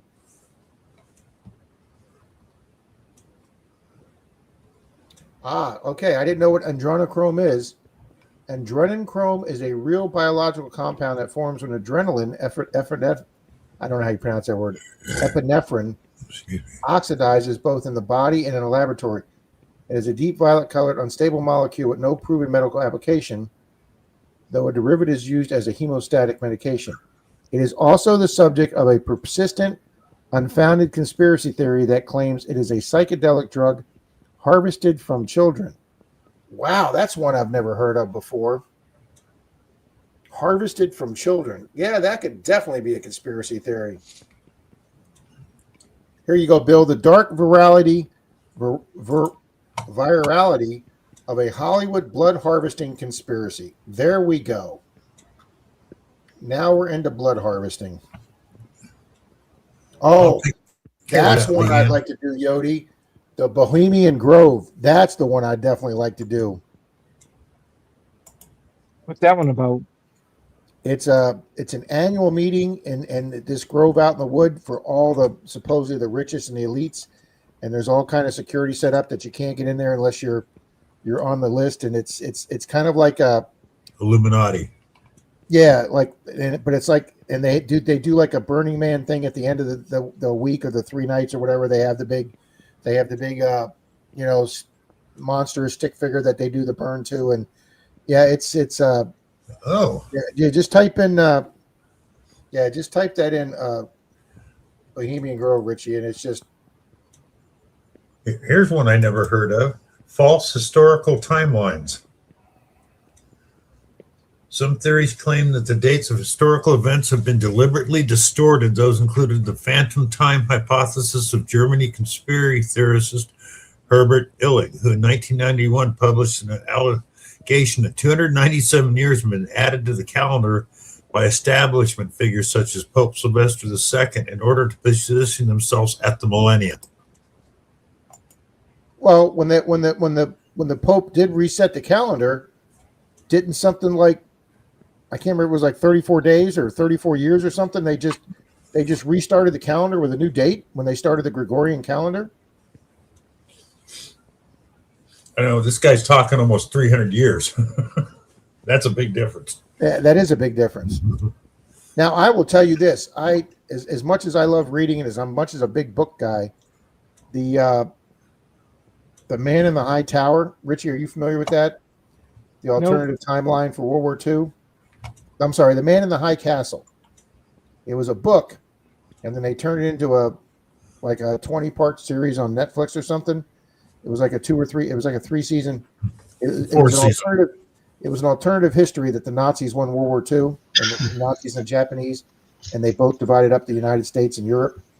But on the second season, it started getting into there was a time traveling element to it, in alternative universes and alternative realities. So there was another reality where the United States and the Allies won the war, and one guy was traveling back and forth between the two, and the Nazis were trying to figure out the how they did that so they could go to the other timelines and make sure that they won in the other timeline. And like I said, I'd never read the book, but it finally came on Netflix or something, and I watched it. I binge watched it. I had the whole thing done in 2 weeks. And as a history guy, I mean, when you see a American phone booth, instead of seeing a little AT&T in the center of the dial, and you see the Nazi emblem in the front of AT&T phone booths, I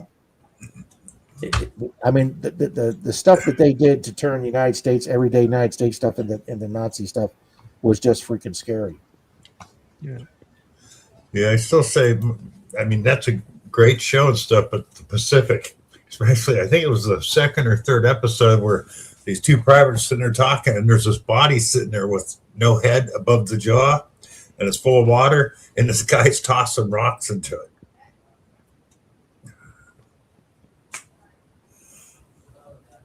I would like to show for all mankind. I've heard of that show. Hi, Bart. Hi, Dirt Diggers UK. Good evening, Dirt Diggers UK. So I got a conspiracy theory none of you guys have ever heard about before. It's widely speculated that Rob actually doesn't lose any coins, but Denise hides them to later find them to make him need her. To make me what? To make you need her. I need her for more things than besides finding my coins. Okay.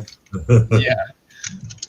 Yeah, but whenever she wants to get some leverage on you, she just produces a coin, and now you're out making bricks out of drywall mud. You know what, Zach? I was talking about that tonight because Denise and I, we hung a ceiling fan in the bedroom. It was always a pain in the ass the last few weeks going in the bedroom. The fan worked fine, but the light wouldn't work. And I just finally got tired of it, and so she went and bought a ceiling fan, and she started working on it one night, and I was sitting here on the computer, and I'm like, all right, I'm going to see how long this takes before I get called into the bedroom. And it didn't take long. All right? These instructions aren't right. There's nothing here. The parks aren't matching. They didn't say where to put this at. And I'm like, all right. So I didn't really want to do a ceiling fan tonight, but I guess I'm going to be on in there and doing a ceiling fan. And I'm not a ceiling fan guy because I don't like doing electronics. And I said to my buddy Steve tonight, I said, man, we didn't even call you last week to help us with the ceiling fan. I said, because you know how much I hate electric. I said, I'd rather do that living room wall with the concrete brick and the stucco mud. I'd rather do that 5 times than do that ceiling fan. I had a blast doing that wall, Zach. That was a good looking video. I liked that video. Mm-hmm.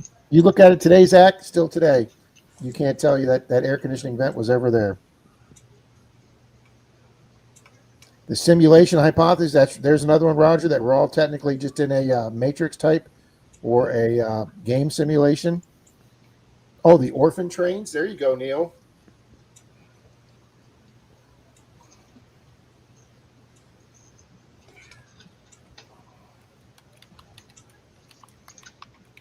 Good fun.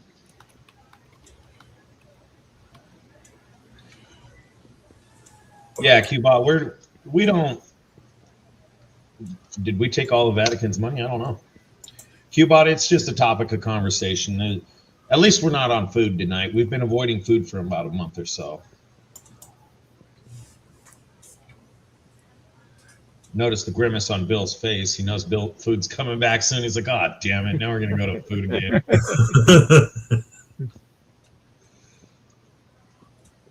Oh, I'm looking up For All Mankind right now. That does sound interesting. I brought up food. I had to bring up food. Yep, and there's the question. What is this in my package before I eat it? What did you send Mandy? Yeah. Did you send her GUIs?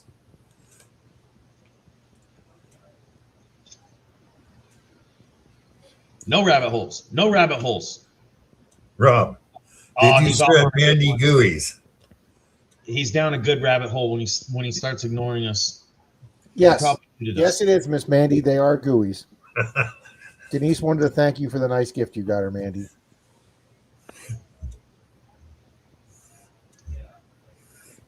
So they're buddy. They're made out of yellow cake mix, cream cheese, butter, and then has powdered sugar on top of them. All right, Scott McClory's got one for you more experienced fellows.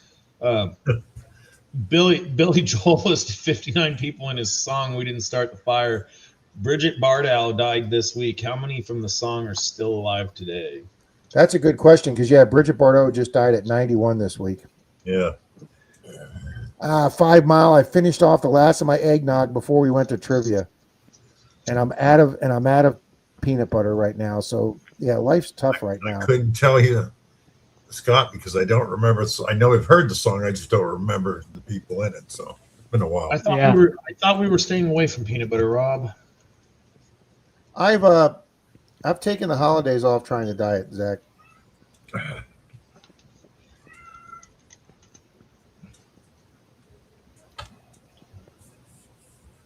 Ficus, I like the Y files.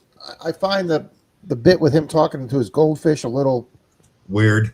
Yeah, weird, but he does do some interesting controversial topics.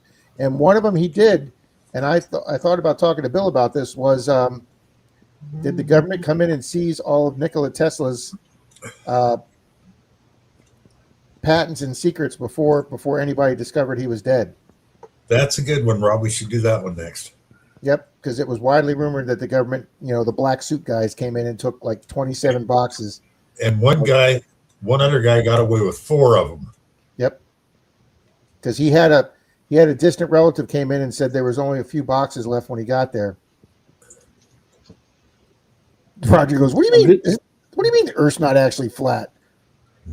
Yep, alternate timelines and alternate worlds. The Earth is shaped like a football.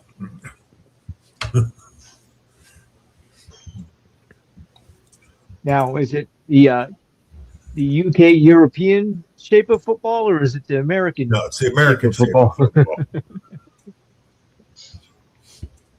Yeah, it looks interesting. I'll probably start watching that Mystic, and then I'm gonna have to freaking binge watch it. Rob, did you ever watch the series The Men Who Built America? Yes, I have. On History Channel. Denise and I love that show. Yeah. Very good Love show. that show. Yeah, Talk That's- about cutthroats. that's the Rothschilds and Oh yeah, there wasn't any ocean Carnegie's. regulations then. There wasn't any child labor laws. Those guys just pushed through and did whatever. But- No, the one that got me is how they got rid of Westinghouse.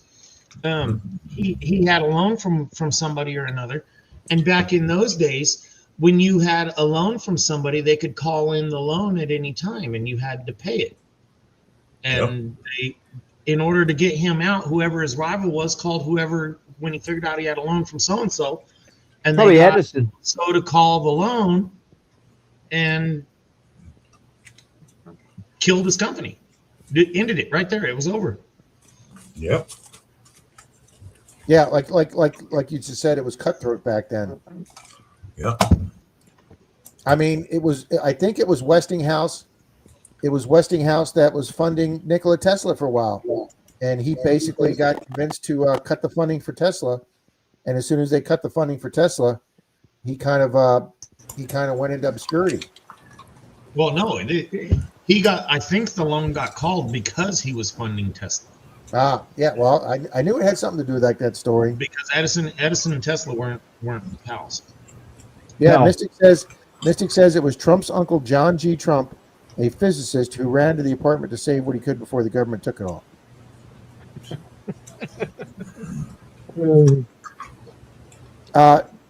Beard, Denise went to our Publix and Walmart the day after Christmas, and they'd already pulled all their eggnog, literally in our area the day after Christmas. And Dalton, who's in management at Walmart, said, yeah, they immediately send that back and get store credit for it. I'm like, why wouldn't you just let it sell out what you have? I mean, but Because they got to put the barbecue grills on the shelves for the spring season. Greg says, my favorite song is Grow Little Boobies Bigger, Bigger. I want to be in motion pictures. I want to figure like Bridget Bardot. So grow little boobies, grow. Great song, Greg, but I've never heard of that one. But yeah, Bridget Bardot, that's back in the 50s and 60s when all those women wore those freaking bullet cone bras.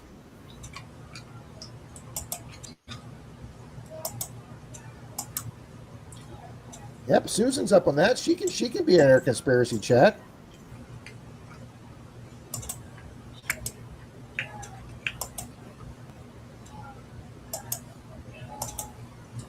That's a true story, Larry.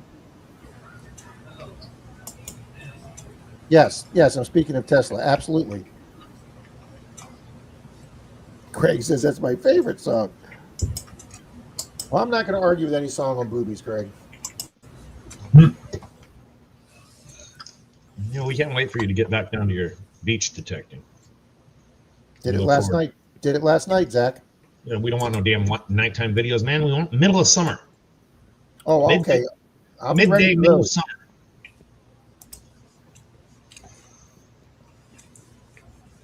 Yeah, Roger says Bigfoot. See, and I'm going to catch flack for this too. I'm not a Bigfoot conspiracy guy. If You it don't was believe that, alive- Rob? I mean, the last Bigfoot that they had evidence of was the guy in the ghillie suit that wound up getting run over, and it turned out to be the guy in the ghillie suit. Okay, that's as close as we've come to finding a real Bigfoot. Was an actual guy dressed as one that freaking got run over by a car. Okay, All you need some Jack Link's beef jerky, you can draw him right in. Yeah, right. And That'll bring him out, Richie. the guy is a social media influencer like you wouldn't believe. Have you been seeing his shorts lately? No. You haven't seen the Bigfoot AI shorts? Oh, the Bigfoot No. AI shorts are just. Oh, the AI one. Yes, I've seen those. I showed a couple. Those aren't AI. The guy's breaking it in like you wouldn't believe on YouTube. Oh, I'm sure he is because they get Hey. zillions of views. But Denise doesn't like him because every other word in him is F this and F that. And Denise just like, I don't need to listen to that. Good evening, Phil Garner. Oh, now, Brian, now that AI has come along, you really can't believe anything you see. No, it's actually annoying because you watch something and you're like, damn, was that that's real? the problem. On the shorts, I don't think they have to put it on the shorts. You have to put it on a long form. But there's so many shorts now, you don't know if they're real or AI. Yep. Like I follow. I love the kid. Go ahead, Rich. Go ahead. No, go ahead. Well, with this silver thing breaking out so much, there's a silver channel called Asian Guy, and I started watching him. It's this Asian guy who narrates, and he uses all these artwork and pictures behind him to describe what he's narrating. And then when I realized I couldn't decide if he was AI or not because the words weren't quite matching up. They had the sentence structure pretty right, but then when he went to say 2020. And he said, and this one happened in 2020. And I was like, oh, yep, that's an AI because they couldn't get the 2020 right. And so I stopped watching them. And I'm like, and then I watched a guy had the clip from Black Widow with Scarlett Johansson where she's tied up by the Russians. And instead of just letting the sound play out, I guess maybe he thought he was going to copyright, he narrated what the Russian was saying. And I was like, this is the saddest short I've ever seen. Oh, nice, J. Paul.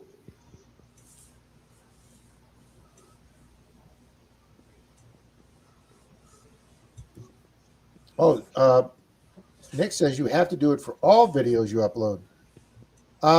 Roger, silver over the weekend, silver went up 11 points it went up to 84 from like 71, 73. And then over the course of last night and this morning, or excuse me, Monday, it dropped 13 points from 84 to 71. So yeah, silver dropped big time yesterday, and it came back 5 points today. It came up from 71 to 76 today.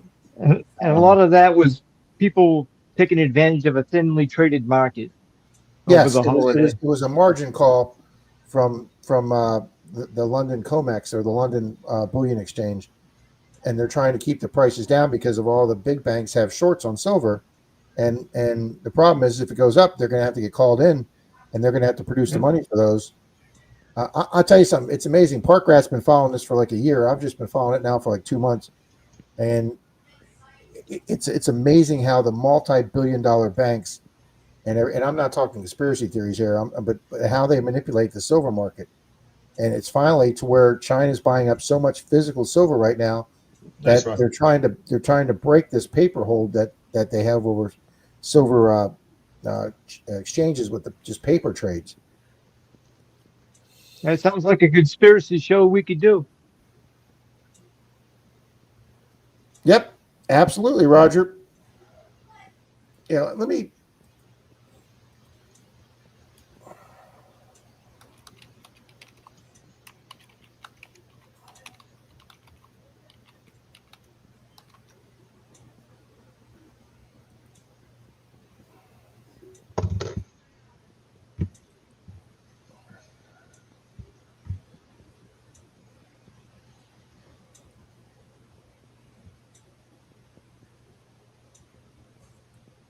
Let me show you guys this.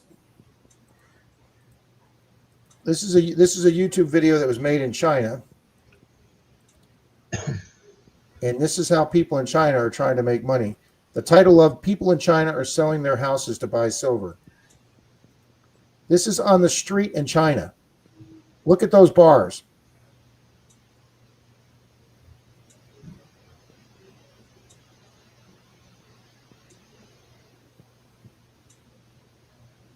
You see, but I don't believe it. Either it's 100% fake silver, or the Chinese government would come and take it. Yeah, I've wondered about that too, Zach. Mystic says, I bet they're all on inside. What these are is these are probably slurry bars. These aren't pure 999 silver. They're the slurry bars that get put into brick form and then sent to China to be actually smelted and refined more. Yeah. Brian says the same thing. Are they real? I would bet they're not real. So I just know this though, that the silver the silver price in China is $9 higher than it is here in the West. And if they're paying $9 more than what the West is, why wouldn't you ship your silver to China? But as of January 1st, as of day after tomorrow, they're stopping all external shipments of silver to the West. They're going to start hoarding all their silver. And as soon as that happens, that's why I predict, what is today, Tuesday? What, tomorrow's Wednesday? Thursday on January 1st, I think silver is going to spike. I think it's going to spike big. Tune in next week to find out if Rob was right. That's right. And I'll say like I do in every one of the silver videos, Richie, this is not financial advice. This is just Minardo's opinion, okay? I am not a financial advisor. Do not invest money based on Minardo. Scott, yeah, they were showing that some people have been buying fake silver, Scott. Absolutely.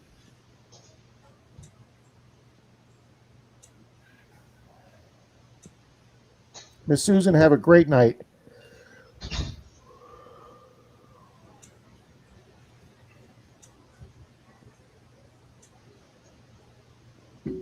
Oh, speaking of Susan and Cubot, it reminds me of Cubert. We had the video game. Yes, we had a question tonight. What video game, I can't remember if he said the 90s, but I think it was, what video game spawned a game of their family members spawning off? And it had Dig Dug, Cubert, or Frogger. And I thought I remember seeing a game called Cubert Jr. So I answered Cubert Jr. because I thought that's the one that spun off with the kids. And it wasn't. They came out with Froggers Jr. So I got that one wrong. I could have swore there was a Cubert Jr., but apparently not. Okay. Well, Rob, that was a big deal, Frogger. Froggers was a big game for a long time. It really was. Wasn't that those stupid little dots trying to get across the road? Boing, boing, boing, Yep. boing. Yep. Well, he was a frog to start with, Zach, and then he became a splatter dot with tire tracks over him. Minardo used to work for Mel Croc. Jackson, you haven't lived until you played tennis on the old Atari. We had You had a line on one side and a line on the other. Oh, the old Pong, the old original Pong. with the square ball. I played it. Well, they had something like that. I'm going to show you my age, Richie. My buddy at 15 got that for Christmas, and we thought he was like the most popular kid on the block, and that's all it was two rectangular white sticks with a square ball, and you thought you were hot shit. That was the first video game I ever played on TV. Yeah. I used to go to my cousin's house down the road, and we used to play Yah's Revenge all night. When the first Nintendo, remember when the bars had the big duck hunt on the wall? When the first Nintendo came out, me and my brother wanted it, and my mom and dad wouldn't buy it for us. It turns out later we found out they wanted to give that to us for Christmas, and it was like middle of summer. So we weren't privy to that plan, and we didn't agree with it. So we decided to set up a lemonade stand. So they financed us the first week of setting up a lemonade stand, lemonade cups, things like that. We stood out on the corner of their block selling Kool-Aid and lemonade for 25 cents a cup all day long, every day, for basically the entire day. Like, as my mom tells it now, it took us like 3 or 4 weeks to get the $100 for this Nintendo system. She says she was so mad because we paid them back. And she says, I was so mad. That was supposed to be your money. They could have taken the money and got you a couple extra games. Well, we continued working and buying stuff, but she was pissed because we ruined their Christmas present for them. She couldn't do anything about it because it was money we earned. So she drove us down to KB Toys and got us a game. James says, Risha thought I was crazy when I bought $3,000 worth of silver when it was $20 an ounce. Beard, you're sitting on about 10 grand right now, sir. That was a phenomenal investment, sir. I didn't get into silver till it was 38. So yeah, you got me beat. So unless you live in Washington State, where they're going to tax you on that. Richie, I just saw that. I Yeah. when I first saw the headline on the internet, Richie, it said Washington, and I thought it meant Washington as in DC and the government, and I thought there goes the whole precious metals market, and nope, it's just Washington State. What do you mean? They're going to tax like when I walked into my buddy's store last week and I bought 6 5-ounce bars of silver, okay, for $3,000. All right, you get a receipt that just shows 6 5-ounce bars, and there's no name on the receipt, and there's also zero taxes because U.S. bullion is not taxed, so it's all tax free. So you can buy that, and it's not, your name's not getting recorded anywhere for the government to find out. You can buy silver coins, silver rounds. You can buy the U.S. gold. You can buy the pre-33 coins, and none of that is taxed, and none of that has to go on a receipt. It's taxed in California. Well, I did not know that, but now, like Richie says, the state of Washington is now also going to require that bullion transactions or coin transactions at pawn store or coin stores are now going to be taxed. They've been showing local coin stores, Richie, up there in your neck of the woods in New England, a channel called Yankee Stacking. He did pictures of his local store on Saturday when it spiked up $11. He come to work at 9 a.m. and he had a line of people around the block of his store waiting to get in to buy silver. Oh, Mikey, Mallyman 24 just sold a bunch of silver to your buddy, right? A few months ago, he did. He showed it to my buddy Dave, and I called my buddy Dave the other day, and I originally just called to ask him if he was still buying silver. I was going to be on the phone with him 5 minutes. He started teaching me the in and outs of the silver market, and like I said, I didn't know anything about the London Bullion Exchange, and I didn't know what this stuff called slurry. The slurry was that they make the silver and they ship it to China, like that video I just showed. And I sat on the phone for like 50 minutes just listening to this guy, and I was just amazed. And this guy's been dealing in numismatics for like 40 years, and he's the silver guy that comes over. Yeah, I sold a bunch of my $half that I found coin roll hunting in 2024. I sold them all to him at like $25 an ounce. So I'd be sitting on triple my money right now. But so now that money is in his safe, and he's sitting on triple the money. But when I'm selling Kennedy $half for $8 that I paid 50 cents for in a box of halves, I'm making 8 times, 10 times my money. I didn't know 3 years ago that silver was going to break out like this. Fortunately, that most of that shelf back there still has most of my 2024 silver coins in it. So, I never really considered myself a silver stacker. I don't like collect silver rounds or anything, but I've gotten into this. I just went out and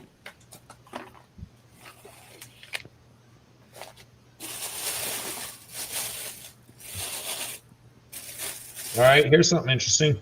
Silver price in 1980 experienced a historic volatile spike, peaking at an all-time high of $49.45. Yep, that was the Hunt brothers. Yep. I just bought 6 of those, Richie. Okay. 5-ounce rounds, or the 5-ounce bars. Okay. But I didn't get them for James's $20 an ounce. I had to pay $71 an ounce for those. So good job, Beard. I'm sure Reach is pretty happy now. No, I'll be ready next time it drops again. What happened was, and like I'm learning is that your silver market, that what they call the COMEX and the London Bullion Exchange over in London, they do all these paper trades. When you buy 10,000 ounces of silver for a week-long contract or whatever, hoping it goes up for a week, or if you buy it short, it goes down for a week, and then you sell it back, they just give you your profits with a check. There's never any silver being traded. It's just all paper trades. Now, there's supposed to be that silver sitting in a vault somewhere to back that up. But now, more and more people are saying, I want to get paid in silver, and they're short for it, so they have to go out to the market and buy it. And since China's raising the price, it's putting pressure on them, which is driving the silver price up. But when the Hunt brothers did that in 80, these 2 multimillionaire brothers tried buying up all the silver. Well, the problem was they couldn't buy physical silver, so they just bought the paper contracts, and then they said it was due. Well, what happened was they were owed so much silver, that the bullion exchange just stepped in, and what they literally did was they said, we're going to cancel your orders. And as soon as they said that, and they wouldn't give them the silver went from 80 down to 30 literally overnight. Well, and people are saying, well, this is the same spike from 1980 with the Hunt brothers. No, because it's all happening with actual real silver now, not just paper silver. There's plenty of paper transactions going on too. Oh, absolutely. Millions and millions and millions of dollars. But what they're saying now is they're raising the down payment or whatever, or the collateral you have to put up now to be 25% instead of 10. Yep. James says we keep ours in the bank in the box. And my sister asked me that, James, where are you keeping all the silver? And I'm like, well, we have a safe here, but I may wind up getting a safety deposit box, James. That's right. See, Colonel says they couldn't have done that to them if they actually owned physical silver. That's exactly right, Colonel. Because they had paper silver. You're exactly right, sir.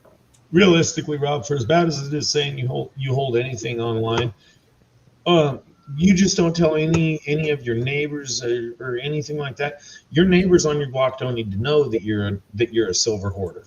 You know, that's just one of the things you leave out. Well, you say I'm a silver hoarder, Zach, but these are only 6 of these I have. It's not like I've been, it's not like there's 300 of these things sitting here. Well, If there's 300 of these sitting here, I'd be on an island right now somewhere. It doesn't matter what you have. You don't tell your neighbors what you have because it doesn't leave them privy to what they need from you. Yeah, and I probably will, Beard. I have my one bank that with me having my money there would give me a good deal on a safety deposit box. Yeah.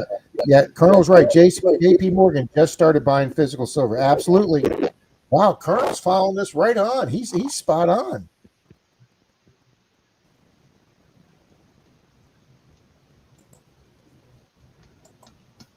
Sorry, guys. I know a lot of you aren't into this silver and stuff. Apologize for that. I'm kind of. Well, we were talking motors and cars and trucks early in the stream. I heard you guys as I logged on. I heard Saxon talking about some vehicle he had to drive that he couldn't get up to speed. Hi guys. Bill, I don't know if you can hear us, but you're frozen. Your mic is bad. Restart your computer or something. Can you hear me? Now we can You hear can you. now. Yeah. I can hear you, Bill. The picture's frozen. I just ordered a new camera. The camera died, I guess. It's just frozen. I can't do anything with it.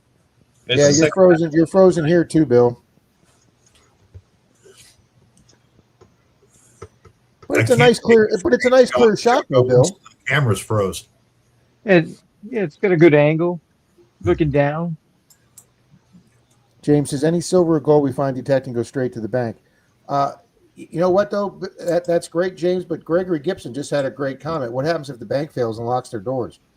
That's another good comment right there. I'm not one of these people thinks that I'm not a prepper. I'm not one of these people that is buying silver so when the U.S. government falls, I can trade a bar of silver for a peanut butter sandwich. I'm not one of those people, and I'm not one of these people thinking banks are going to fail and go under. But Gregory makes a good point there. Anything can happen. I mean, really, The people who hoard the bullets, the guns are going to take the silver from the people who hoard the silver. They're going to take anything they want. Yeah, that's the reality. That's why. And without going into detail, Richie, that's why I have both. Okay. Mm-hmm. Yeah, you wonder like a scenario where you saw the what was the name of the zombie show that didn't call themselves zombies? The Walking Dead. And you watch that show where society breaks down and you've got people that are hoarding certain things that other people want and Bill's trying to come back. But his cameras, if you can hear us, Bill, your camera's not working. Well, I just saw his head there, peek up over the.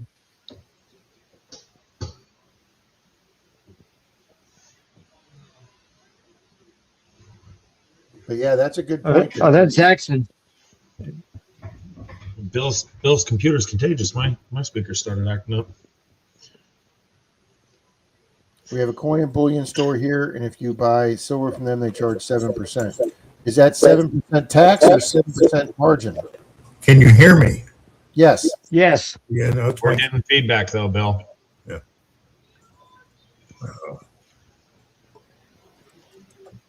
Hell, if toilet paper is your biggest concern in life, it's pretty shallow. I can think of plenty of ways to keep myself clean. You didn't borrow Mark's computer, did you, Bill? No, just this camera's old and it's cheap. Comes preloaded with special sites, huh? Yeah. That's right, Bill. I still love the thumbnail you made of yourself, buddy. I Thank you, absolutely love Rob. that thing. Oh, my new camera will be here Friday, so TDG, can you hear me now? I Yeah. miss those commercials, Cam.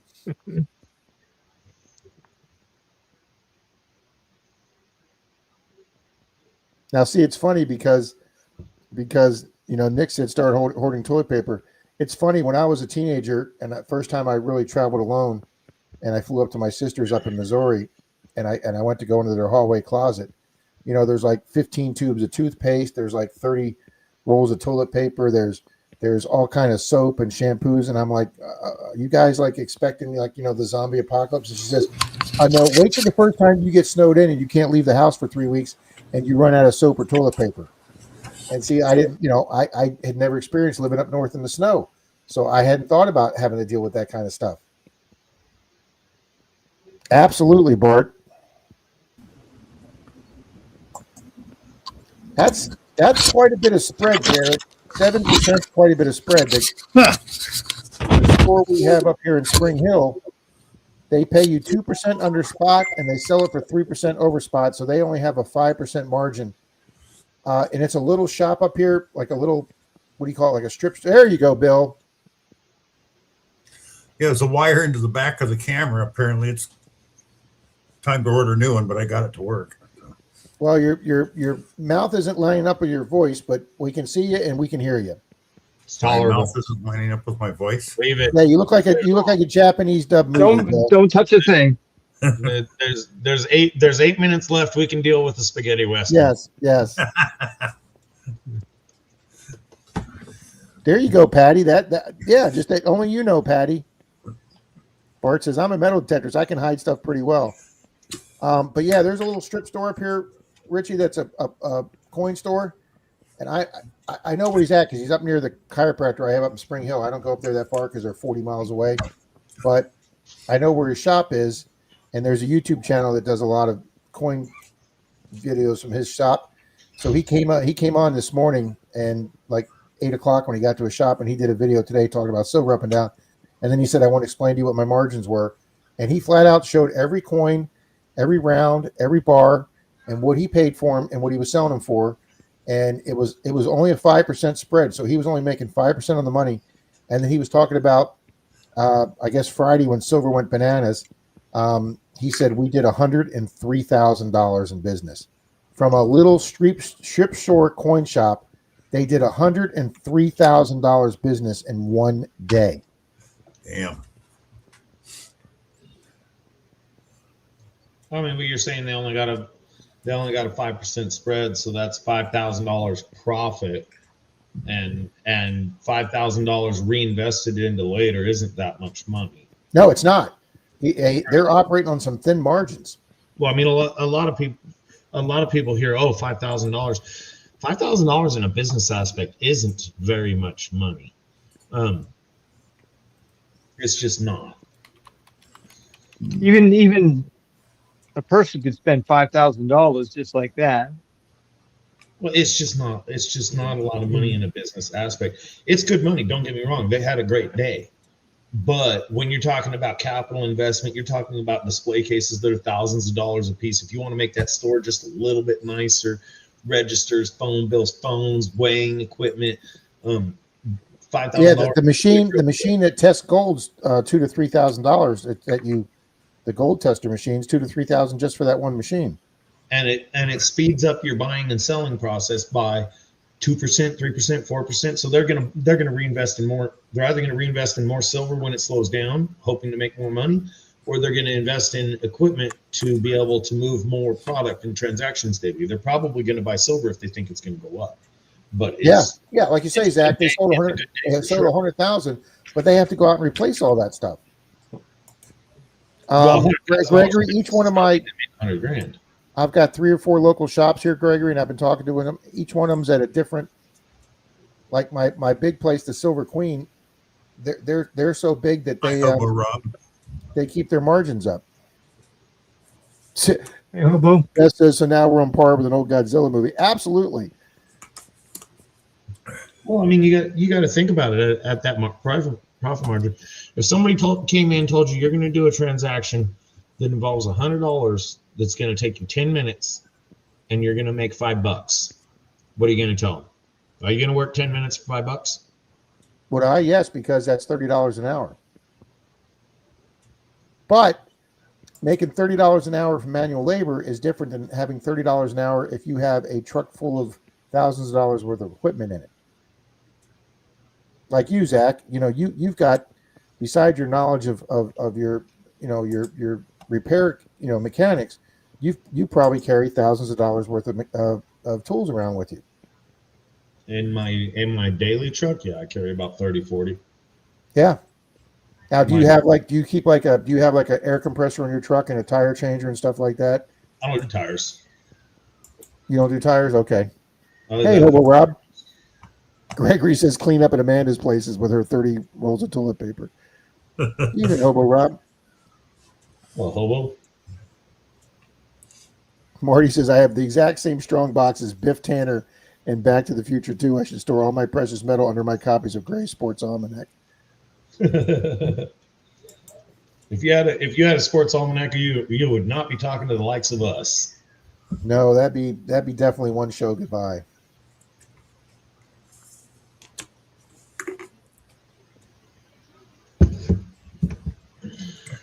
Man, this has been this has been a really entertaining.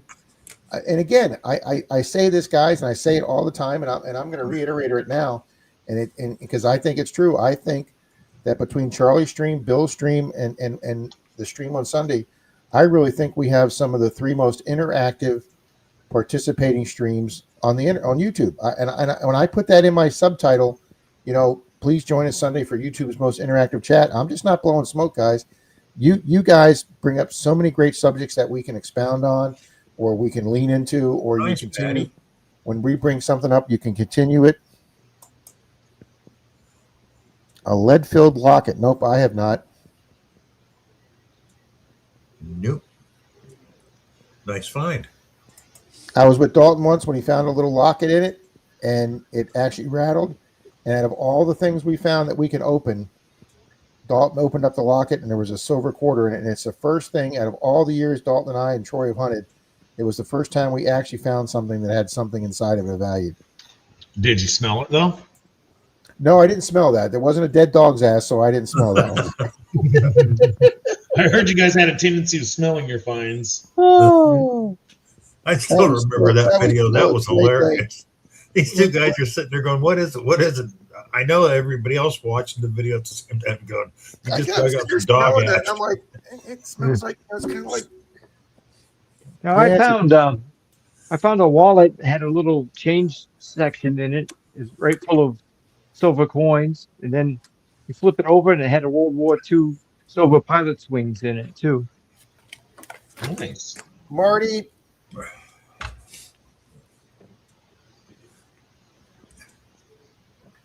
I don't have you on here, Marty, but you may be one of the coins that I need to send out, Marty. Nick says as long as you don't like your finds, you're good. He didn't forget you, Marty. It might be COD, but he didn't forget you. Marty, if you could send me an email and let me know what date you think you won that, I can go back and research it. And where you won it. Well, yeah, Rob gives away so much in so many places, you never know where you won it. Yeah, I didn't lick it, Nick, but we did smell it.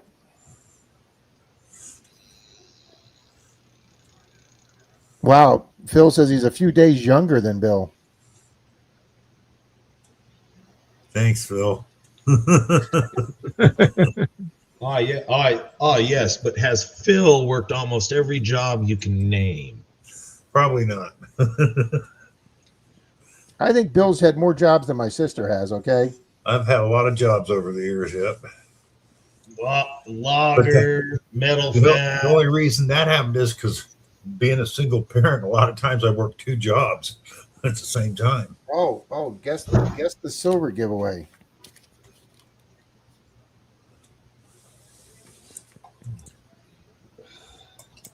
Thank you, Marty. Johnny Smallpepper, hello. Just getting here in time to say goodbye, Johnny. Johnny, yeah, we generally wrap up at 11, Johnny. Evening, scallywags. That's us, sir. Yeah. Nailed that one on the head. Yeah, Zach, you'll be really disappointed to hear that I'm down like at 583 in chest right now. I have just been sucking hind rear end. Are you that bad? I've been doing great until last night, and I only lost 1 game last night.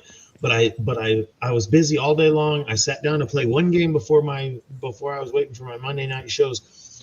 Not only did my mouse and computer that were working perfectly fine before I left for work that morning, I come home, the mouse is glitchy, the button's letting go, the computer's slowed down. So I reboot, and I'm in a game of chess. My mom walks over to me because she was bringing one of my kids home, and I was in one of those paramount moves where I'm like one move from a checkmate. And she says something, and I look over, and the mouse glitched out and dropped my queen. So I fed him my queen, and then my sister that I haven't heard from in months called me. That happened again. Like, in the middle of this chess game, my mouse went football spiking across the room. Yep, my sister called me in the middle of an intense chess game, and I'm trying to talk to her. I'm trying to do the chess game, and I realized I just can't do both of these. I had to wind up just conceding the chess game, and I'm like, man, finally a game I'm actually winning. I got to give up on it. Well, I had to abandon and let it time out because I got pissed off and football spiked my mouth. I couldn't even close it. Boom, Tom. Good night, everybody. Literally. All right, Bill, everyone. We'll see y'all next year. Guys, Bill, congratulations on 2025 and being the last stream our group does in 2025. So we'll see you good people Saturday night for 2026. Thanks.